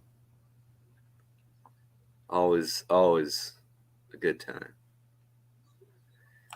3-second rule. Yeah, that's a tough one. Without the tech. You don't see it much, though. And quite frankly, the one on Looney last night, it's just kind of a brain fart. It was just kind of like, Loon, what are you doing? Because there was no one around him. He literally didn't need to do it. And then the one before that on Poole, that was not a 3. Like, that infuriated me, that one. Because he did the thing where you just put your both feet on the side, then you go back. That's supposed to reset it. You're supposed to play that game. So I can understand how that's frustrating. And, They actually yeah. penalized Jordan Poole for playing smart defense, which is really annoying. You know, like Oh, that's exactly what you're supposed to do. I see your point, Blasian, on that one. I think they should give him a power play, like in hockey, where if we can get a 3-second on one of your defenders, until the next 24 seconds or whatever. 5-on-4? Yeah. Love it. Go sit under the basket. Really though? It would be fun. Yeah. Oh, okay. Well, why not? I don't think that's really how basketball works, but or you could have 6 men on the court too. Maybe you do that. That would solve a lot of Warriors Twitter's problems. Oh, you should play this guy or you should play that guy. Yeah. Well, why don't we play 7 of them? We'll definitely win. Yeah. Then your guy will get the minutes that you want. But what about spacing? Yeah. Yeah, there is a problem with that. Yeah. Any news about Roland, Elijah, and Anthony? I don't know. What happened to them? No idea. Hopefully they'll come back. Oh, thanks, Blasian. Yeah. They're probably just busy, you know. That's fine. Thank you, man. Right back at you. I always appreciate your positive comments and insightful questions. Yeah. Lots of times Blasian carries the live chat, so appreciate that. Yeah. Definitely. Well, look at Clippers are in zone. Always fascinated by zone. It worked. It seems like the zone that NBA teams run the best is box and one, isn't it? Yeah. Oh, and that one could have been. I just wasn't paying attention. Yeah, I was trying to see because I'm just a little behind you. It was such a quick shot from the Lakers that I wasn't able to tell. No one worth doing box and one other than LeBron right now. And it does not look like a box and one. Looks normal. Normal zone. Man, these NBA teams just never move. It's just all like isolation jumpers, isn't it? And pick and roll. Again, let's appreciate what we have here. Yeah, really. Please. Yeah. Everybody thought playing like Steph Curry was shooting 30-footers, but all it is just constantly running off and setting screens yourself. Like if you're a little kid and you want to learn how to play like Steph, run and set screens. That'll help more than anything else. Best blueprint. There's so much film out there. Yeah. If you're a young player, man, go ahead. Emulate Steph for sure. Just follow his movement. But don't start with the shooting. Start with figuring out how to be the best or second best rebounder on the floor for your team, even if you're the littlest guy on the court. You know, there's just so many things. Look at the Clippers here. No, I didn't get it here. You try. Oh, I didn't get it here. You try. Bones Highland missed 3. They're just not. That's the actual Achilles heel of the Clippers. No, you're right. Actually, you said playmaking. There it is. Yeah. That's the lack thereof. I mean, if that's your playmaking, I mean, that's AAU playmaking. There's no real system, and there's no real, superstar playmaking guy. I mean, Kawhi, yeah, but LeBron did a good job shutting him down last possession. And you want Kawhi to if you're building around Kawhi, his playmaking really has gotten a lot better. Like he's really become a great playmaker when he wasn't earlier in his career. But you still want him just being that primary, alpha scorer type who can then do other things offensively. You don't want him being the point guard. And that's kind of what the Clippers have to do right now. I guess, Westbrook, but he's a little kind of easy to play defense on him a little bit, right? You just back up, dare him to shoot. So if he's hitting the jumper, then yeah. But if he's not, then he's And also just in the NBA. The passes tend to be home run passes, a little bit, rather than those Draymond passes which reset to a corner to set up the offense 2 steps later so Steph can pass to Klay or whatever, So yeah, I think that that is probably the Achilles heel of an otherwise excellent Clippers team this is getting kind of close here and there, but Yeah. 9 points. I think the Clippers are going to put this away. Lakers aren't quite showing the energy that I think they're going to need to win the game. But you never know. Brand new quarter is sometimes all you need.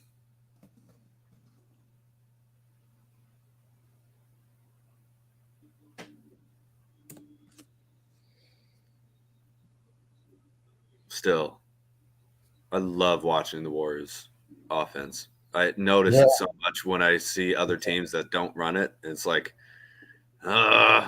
exactly. You could be playing this game better. Mason Plumlee all the way. No, he threw it out of bounds.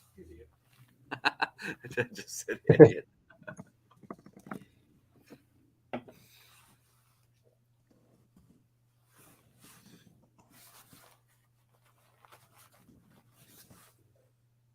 All right, so it is now 93-82 Clippers. Yeah, I'm sure other teams run 0.5 basketball, but that doesn't mean they run motion basketball, screening, and constant relocation, because those can be 2 different things, right? 0.5 is just make a decision within half a second, but it could be passing it back and forth with everybody staying in the same spot and then someone shooting. You can all do all that in 0.5, so you do need the personnel to run that type of system, but most it's the reason international players and unheralded players from the U.S. like the Warriors players and like Giannis or Jokic or Luka, Giannis, Embiid. I think I already said Giannis. But they're just fundamentally able to play team basketball better than most American players right now. The game of team basketball they're better at, because they don't grow up with the entire goal of being basketball to get buckets for yourself. Grow up trying to win the game as a team, and they have to play with adults. You should see some of the guys Giannis was playing against in the Greek league. It's like 35-year-old dudes, grown men with families and stuff, drink beer at halftime. I mean, and he's 15. They don't care how good you are. They're going to tell you how to play a team game, If you're in the AAU and you also are exhausted by playing too many games, there's not really a game plan because there's just so much, happening. And the main thing is to build your brand. It just doesn't help with the type of basketball that still wins championships more than anything else. And even LeBron, right? He's a huge reason he's won so much is because he passes the ball. Because he doesn't have to score all the time, although he does. But, the Warriors play motion, and LeBron is I don't want to say he's pass first. He's not, but he's definitely a pass heavy player. And those 2 styles have been the most dominant form since the 3-point line became the main shot of the league. So, yeah, the ISO score never really all that successful. Even Jordan and Kobe played in triangle. Triangle's emotion offense where other players get to make decisions and touch the ball, you know? So I can't think of the last time it's worked, really. Yeah, hardly ever does that work. And Kobe said that about James Harden. You're never going to win a ring playing that way. Houston, James Harden. To bring it back to the Kobe discussion we were having at the beginning of the game here. So I'm not saying the Clippers or Lakers are doing that, obviously, but it's just so nice watching the way the Warriors play compared to everybody else.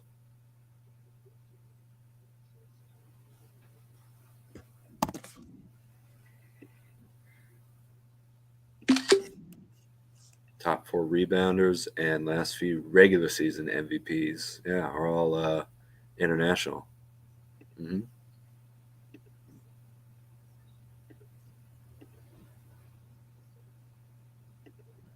Oh, the Clips are back up by 17 after a couple threes. Yeah. Hello. This is a home game for them, so they have the crowd. Where's Billy Crystal? Yeah, I don't know. You might,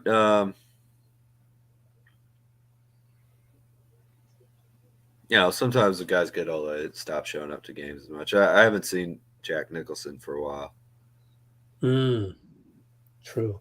The mascot of the Lakers.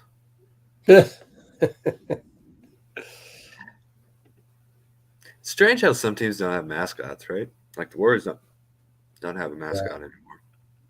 The Clippers, I get that they were trying to help out this endangered species, but they have the California Condor as their mascot, which basically looks like a vulture. It's like this strange, carrion eating animal that's trying to get you psyched for the Los Angeles Clippers, which is named after a type of sailing ship. It's just like, what? Honestly, man, maybe they just should be LABC, LA Basketball Club, Fingernail Clipper. I don't know. It's just, I don't love that name. Clippers. I do like this team a lot, though. Kawhi, Jerry West. Ty Lue, very good coach. Oh, by the way, speaking of mascots, if you haven't seen the Warriors Nuggets video that's on our channel, there's Rocky, who I love. Rocky, the mascot of the Nuggets. Yeah. So it turns out now he's climbing the arena. I didn't know he did that. In Ball Arena, he will literally climb from one deck to the next deck. And it's super scary. You're like, oh, please don't fall. Oh. But I think the mascot, it must be a rock climber type guy because he's really good. Yeah. Pulls himself up, with the giant mountain lion head and the lightning tail. You think he would be a raccoon, though, It's Rocky hilarious. Raccoon. So there's some good footage of Rocky scaling the decks of Ball Arena in Denver. Pretty funny stuff. Yeah, I don't know. Being from Utah, I think the Jazz Bear is probably, the guy who was the Jazz Bear, at least in the beginning when I was watching, he was the greatest mascot I'd ever seen. So he didn't climb the arena, but he would do a handstand on this huge ladder about 25, 30 feet up in the air. Wow. And he would also sled down the stairs of the lower bowl onto the court, head first on the sled, going down the concrete stairs, which is an incredible. If you ever seen the mascot do that, it's a pretty crazy thing to do, just because he would miss once in a while and just get flipped into the crowd and stuff. Oh, geez.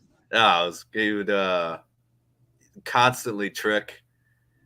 Like you didn't really want to show up in a Jazz arena in another team's jersey, you know, because he would like invite you to do a competition and then throw a pot like a whipped cream, paper plate in your face, or spray you with silly putty, or not silly putty. It's not what it's called. Silly string, stuff. I just he got him. People would fight him. Angry visiting fans would get in fights with him and stuff because he'd steal their hat or something. Man, he was just an awesome mascot. He is an awesome mascot. But I haven't seen much of Rocky. I hear he is really good. And I like the climbing the arena thing. That's so the mascot you were talking about is who? The Jazz Bear. Yeah. Oh, it's a bear? I thought they had a Sasquatch, but maybe that's a different team. That's Memphis. Who is that? Memphis. Memphis? Oh. Why does Memphis have a Sasquatch? Because they're the Grizzlies? I don't know. Right. In Vancouver. Sasquatch. I don't know. Do they? Wait a minute. Was it the Sonics? The Sonics had a Sasquatch. Oh, I could have sworn there's a Sasquatch that we just saw the Warriors play against recently, but I don't know. Wow. Can't remember. Memphis Grizzlies. I'm looking at Wenyen Gabriel. He's a bear, yeah. Oh, okay. The Grizzlies. Wenyen Gabriel just hit a runner to force the Clippers to call timeout. They're up by 13 with 8:40 to go. And I'm looking at Wenyen Gabriel because his salary is really low. But he doesn't really shoot threes. But who knows? He's a free agent. So I like him. I liked him when he was on Portland and they made the run in the bubble. He was like their fourth or fifth best player in that one. And he's sort of fallen off the radar a little bit, or hasn't matched the trajectory that he was on since. Talking about Wenyen Gabriel? Yeah. Yeah. So haven't seen his number called much. So who knows? Wonder what we do in the off season. Should be interesting. What direction we go? Because Oh, go ahead. No. What were you going to say, please? Oh, I was just going to say in the Bob Myers interview with Steve Kerr, they talked about how they've had disagreements behind closed doors. And I wonder if one of those disagreements was when Bob Myers says, well, we're not going to go get a buyout guy if we're not going to play him. Remember that? Alluding to, if they went and got a center that just never plays. So maybe they bickered about that. Maybe they did. So I wonder if the whole athletic power forward thing is a target, or does the athletic power forward, and athletic is very subjective, does he have to be able to shoot threes a la JaMychal Green? Because Wenyen Gabriel does not really shoot threes. Do you want a 25-year-old, or are you trying to go for do you want Kevin Love or do you want Wenyen Gabriel type deal? You know what I mean?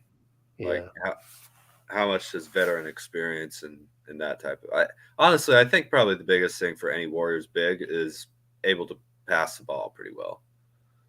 There you go. This team needs passers. Just everything about our offense, you have to be good at passing. Man, Zubac took a pretty tough fall there. And LeBron hits another layup. I'm telling you, man, nobody gets to the rim better than LeBron. Ever. In fact, that's probably the thing that I would say that he is the number one player at skill-wise.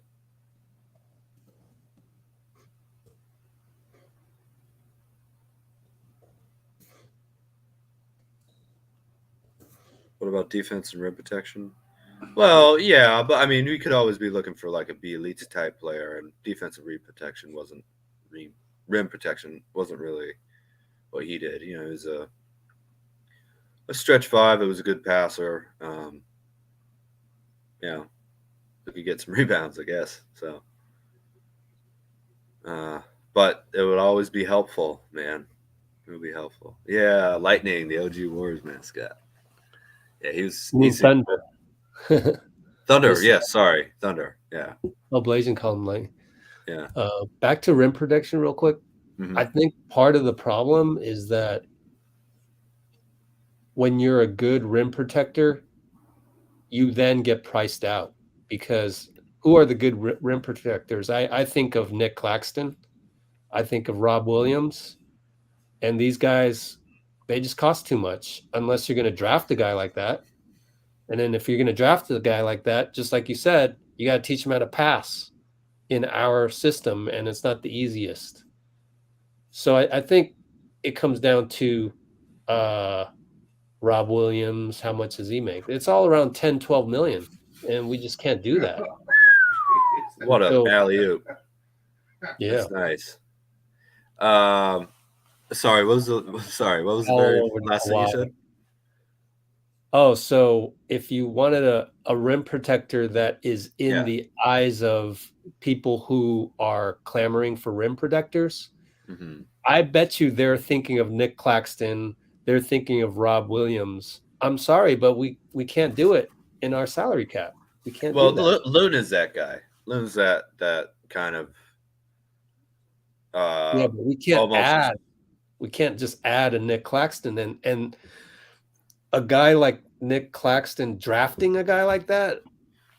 Again, it goes back to what you were saying, is he has to know how to pass in our system.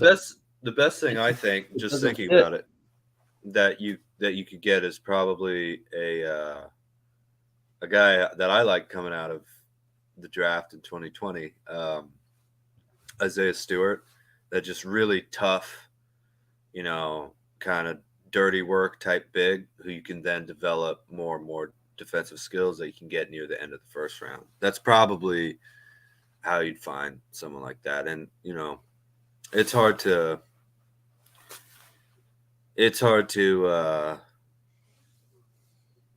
guarantee that won't just be a dude who has a great motor but doesn't have the skills capable of playing. You just have to see, which is true for a lot of draft picks. But I also think there are probably a lot of perfectly serviceable veteran centers that you can get at the minimum to fill out with a little bit of size and rebounding for, you know. The Warriors just didn't go get them. They were available. They just weren't a priority for the team. Obviously, part of that was because we were going into the offseason with James Wiseman, who the team clearly thought was going to contribute more than he ended up doing this year. So,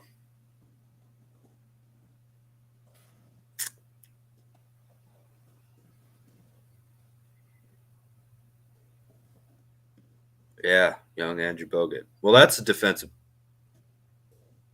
first team or defensive player of the year type player. Bogut was really, really good. He was the number one pick. And he can pass. Out of where? Number one pick out of the University of Utah? Utah, yeah. Australia, Utah. Uh-huh. Yeah. Andre Miller, also a Ute. I always liked him. But we're getting a little ahead of ourselves here. We gotta try and make the playoffs before we talk about veteran free agent signings. You know, man, I can't believe we're not gonna have a mid-level. We're not gonna have a mid-level exception. That's pretty rough. I don't know if I like that at all. Oh, of course you don't. I don't know if I mean, obviously I don't like it for the Warriors. I don't know if I like that for any contender. They also got rid of the buyout for Did they really? heavily taxed teams. Either heavily taxed or luxury tax. I can't remember, but yeah. So it's clear they wanted to kind of. I don't even know why they care about the Induce buyout. I parity. think it's just the noise of Twitter because buyout candidates almost never do much of anything. When was the last guy who was on the buyout market who was a big contributor? But it did help a little bit with depth, here and there. Like the Celtics now want to be able to get Blake Griffin, but they kind of needed with the Gallinari injury. They just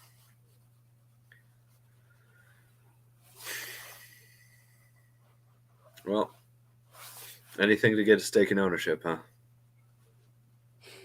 I guess I like JaMychal a lot too. I think we should play him more than he's been playing. Who? JaMychal. Oh, JaMychal? Yeah. Yeah.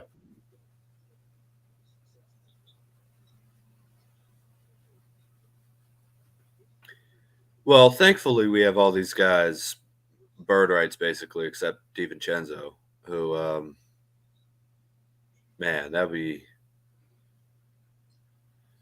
be pretty sweet to be able to keep him. I really hope there's some way that we can do it.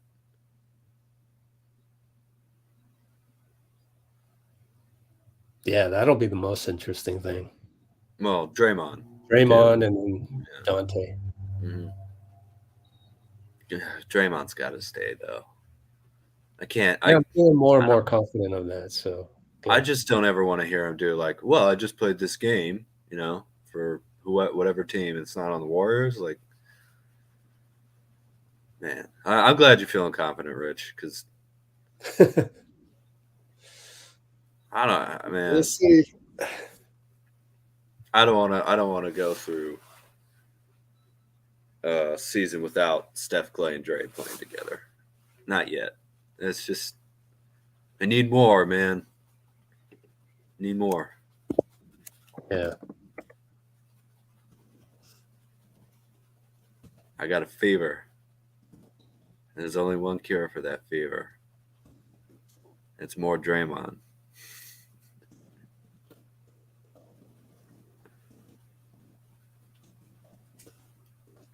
Know what I'm talking about? No. Wait, what was that?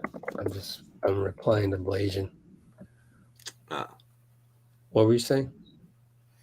I just said I have a fever, and the only cure for that fever is more Draymond. Oh, yeah. I mean, for sure. Sheesh. I mean, some of the passes that he's made, even just in the last couple games, just man, that one where he threaded it between two guys to hit Klay. I think that was against the Nuggets. I'm not sure.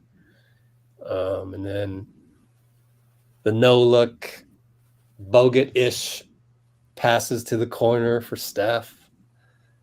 Yeah. Gosh, it's just a thing of beauty. And he's had two video glitch passes. The one where he went sort of between the legs pass to Klay, and the video angle of it, the ball disappeared. Yeah.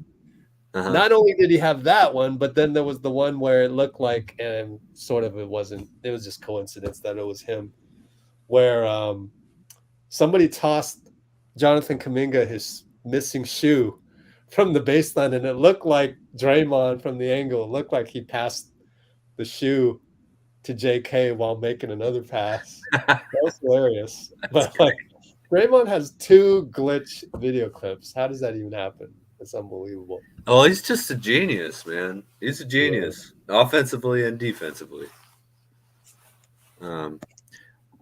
Did he get a 3-second call on him? I don't think so. No. Oh, okay. Last night? I thought that was Looney, but I'm not sure. Because I'm worried that if he did, that's not a technical, right? It's just a single free throw? Okay. Single free throw, yeah. Yeah. I mean, it goes in the books as I think, defensive 3-second technical or something like that, but it's not. But it doesn't count towards the. Yeah, no. Okay, that's good.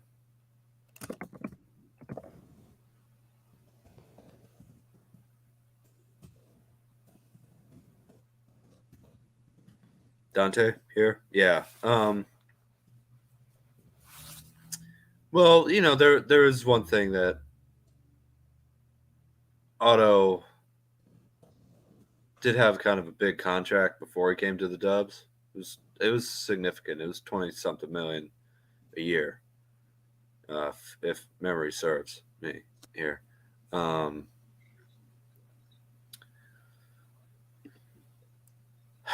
I mean, sir, definitely you got Dante's buy-in, having only been here a little while, talking from the beginning of the season about we have to play Warriors basketball, like he's been in it for years.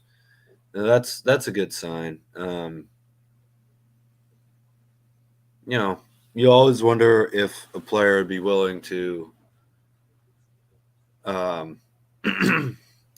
and take the best contract that they can get from the Warriors, obviously, but try and play for the bird rights, because he is only 26. He's younger than me, actually, I think. Oh, yeah, he's younger than me. He's 26 this season, maybe 27 now. But that's not that old, And he's fit like a glove, I guess, Yeah, on this team. It's insane. like he's been playing here since 2021 or something,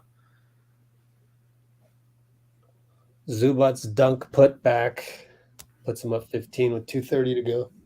Yep, after a nice LeBron layup right before that. Running out of time, Lakers.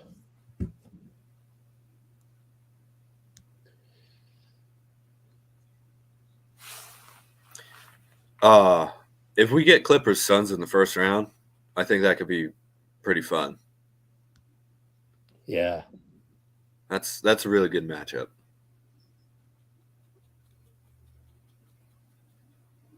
Who would you be rooting for?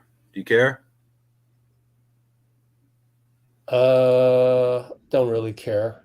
If it was the Western Conference Finals in a different scenario, or any random Clippers versus Phoenix game, I'm rooting for KD just because I like KD.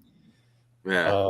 But in the upcoming playoffs with implications that can affect the Warriors, yeah, I'm not rooting for anybody in that one.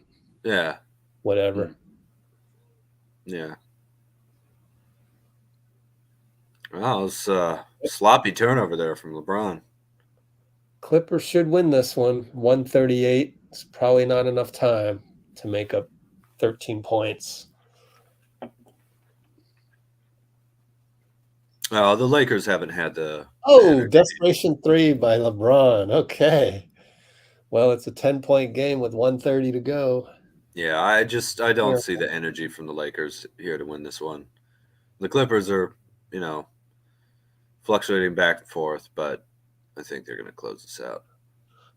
Especially if they score and Norman Powell seals the deal pretty much. They're going to have to just make 4 threes in rows and get 3 stops. So here's something I'm noticing about the Lakers. They still really don't have much perimeter defense, it looks like, at the moment. Wow. 80's good, but the Clippers are just carving the Lakers perimeter D up like it's nothing. Yeah. Still, it could be a 9-point game here. Austin Reeves, man. Not bad, bro. Oh. And cut it to 9. Hillbilly Kobe. The NBA didn't really want him going by AR-15, but I'm a Jazz fan. I grew up rooting for AK-47, so I guess whatever.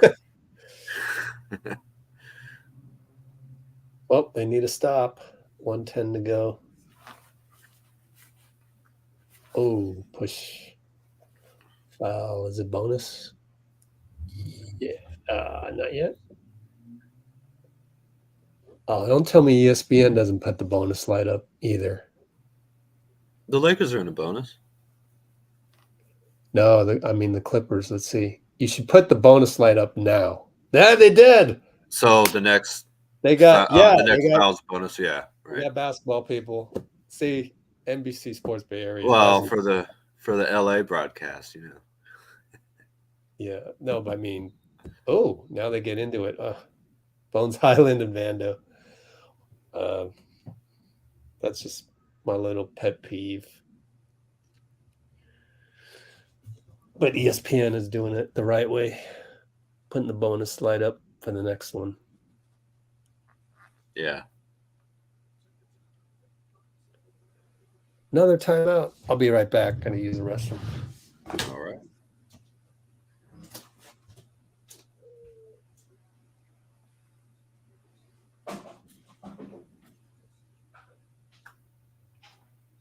I'm hoping Straw Hats that's in the conference finals then, because for it to be Warriors Lakers playoff matchup right now, that's a play-in thing. So definitely would prefer.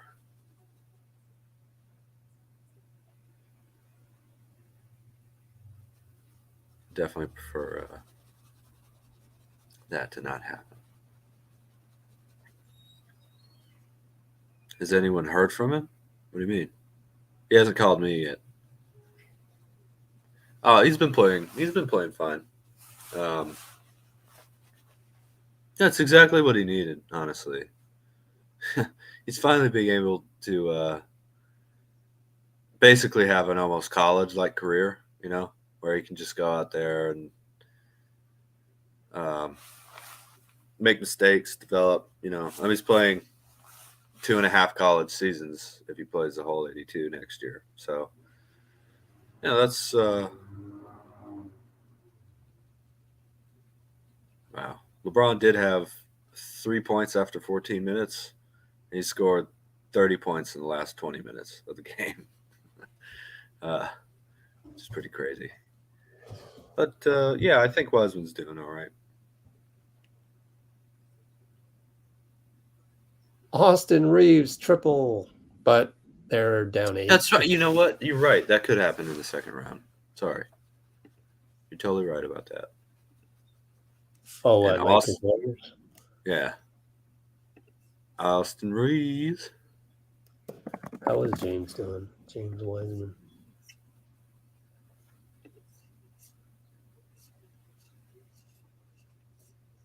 Yeah, he's getting plenty of run. 20 minutes a game plus. Oops. Did that wrong.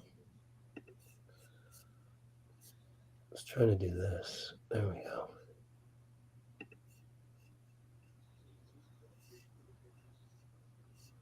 Okay, let's see. Getting some double doubles.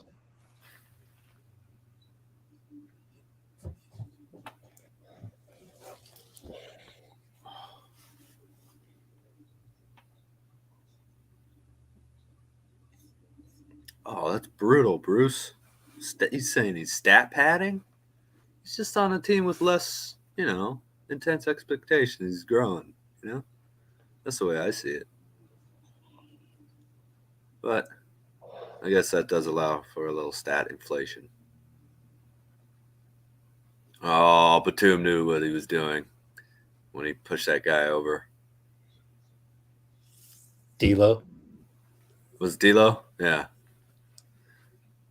I didn't see what player it was. Oops, wrong button. There we go. Yeah, the Lakers haven't beaten the Clippers since 2013 or so. I think it was a decade, right? Man, LeBron got 33, 8, and 7, and it didn't even seem like it. He did most of the scoring in 20 minutes, too. He had 3 points after 14 minutes. Lakers are a strange team, man. Yeah. I honestly, every other game, they look completely different. Yeah. Unlike us. We suck on the road and we're great at home. We're consistent.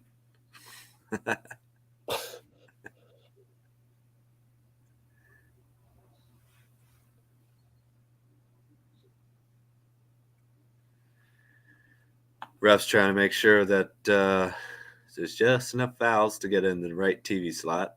here, or whatever's coming up after this. Where's Austin Reeves from? He's from West Virginia, I think, or something like that.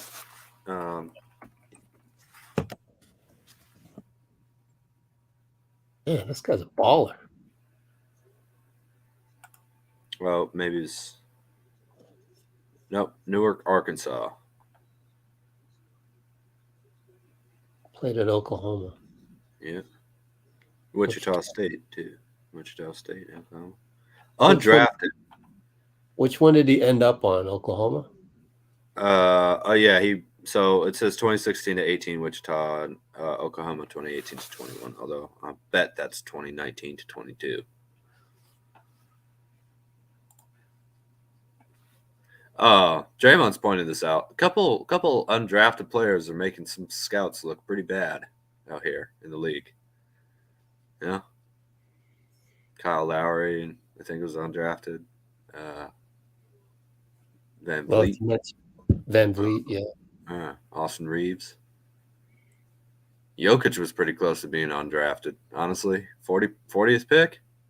Could easily been picked and then cut. And I don't know. I guess he'd be riding horses out in Serbia or whatever. Yeah. Or Wyoming.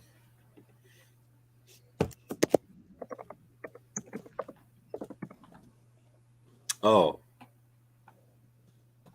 Yeah. So both the Clippers and Lakers were tied with the same number of losses and one less win. So the Clippers, it looks like, are going to overtake us, and then the Lakers are going to drop.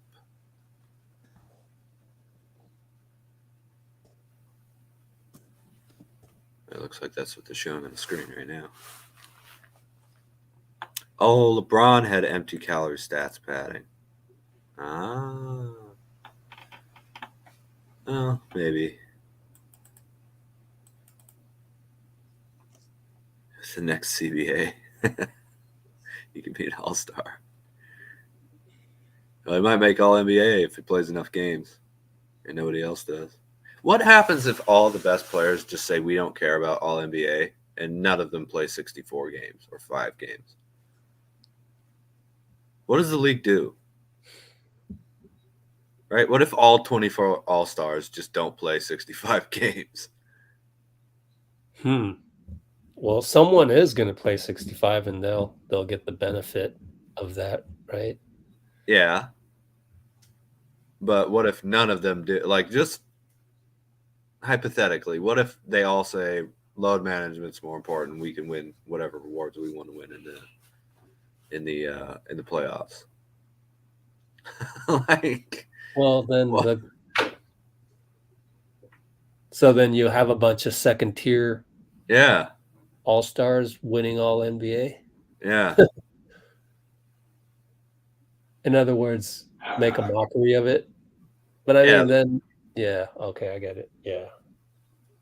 Okay. No offense, but like a Russell Westbrook third team all NBA because he played a bunch of games, or Mikal Bridges being first team or something, this year instead of KD or Steph. Because basically what you're saying is that they'll still not get paid as a first tier. So then it's just a mass boycott of the. Well, actually, the other guys would be getting larger contracts because they're making all NBA teams.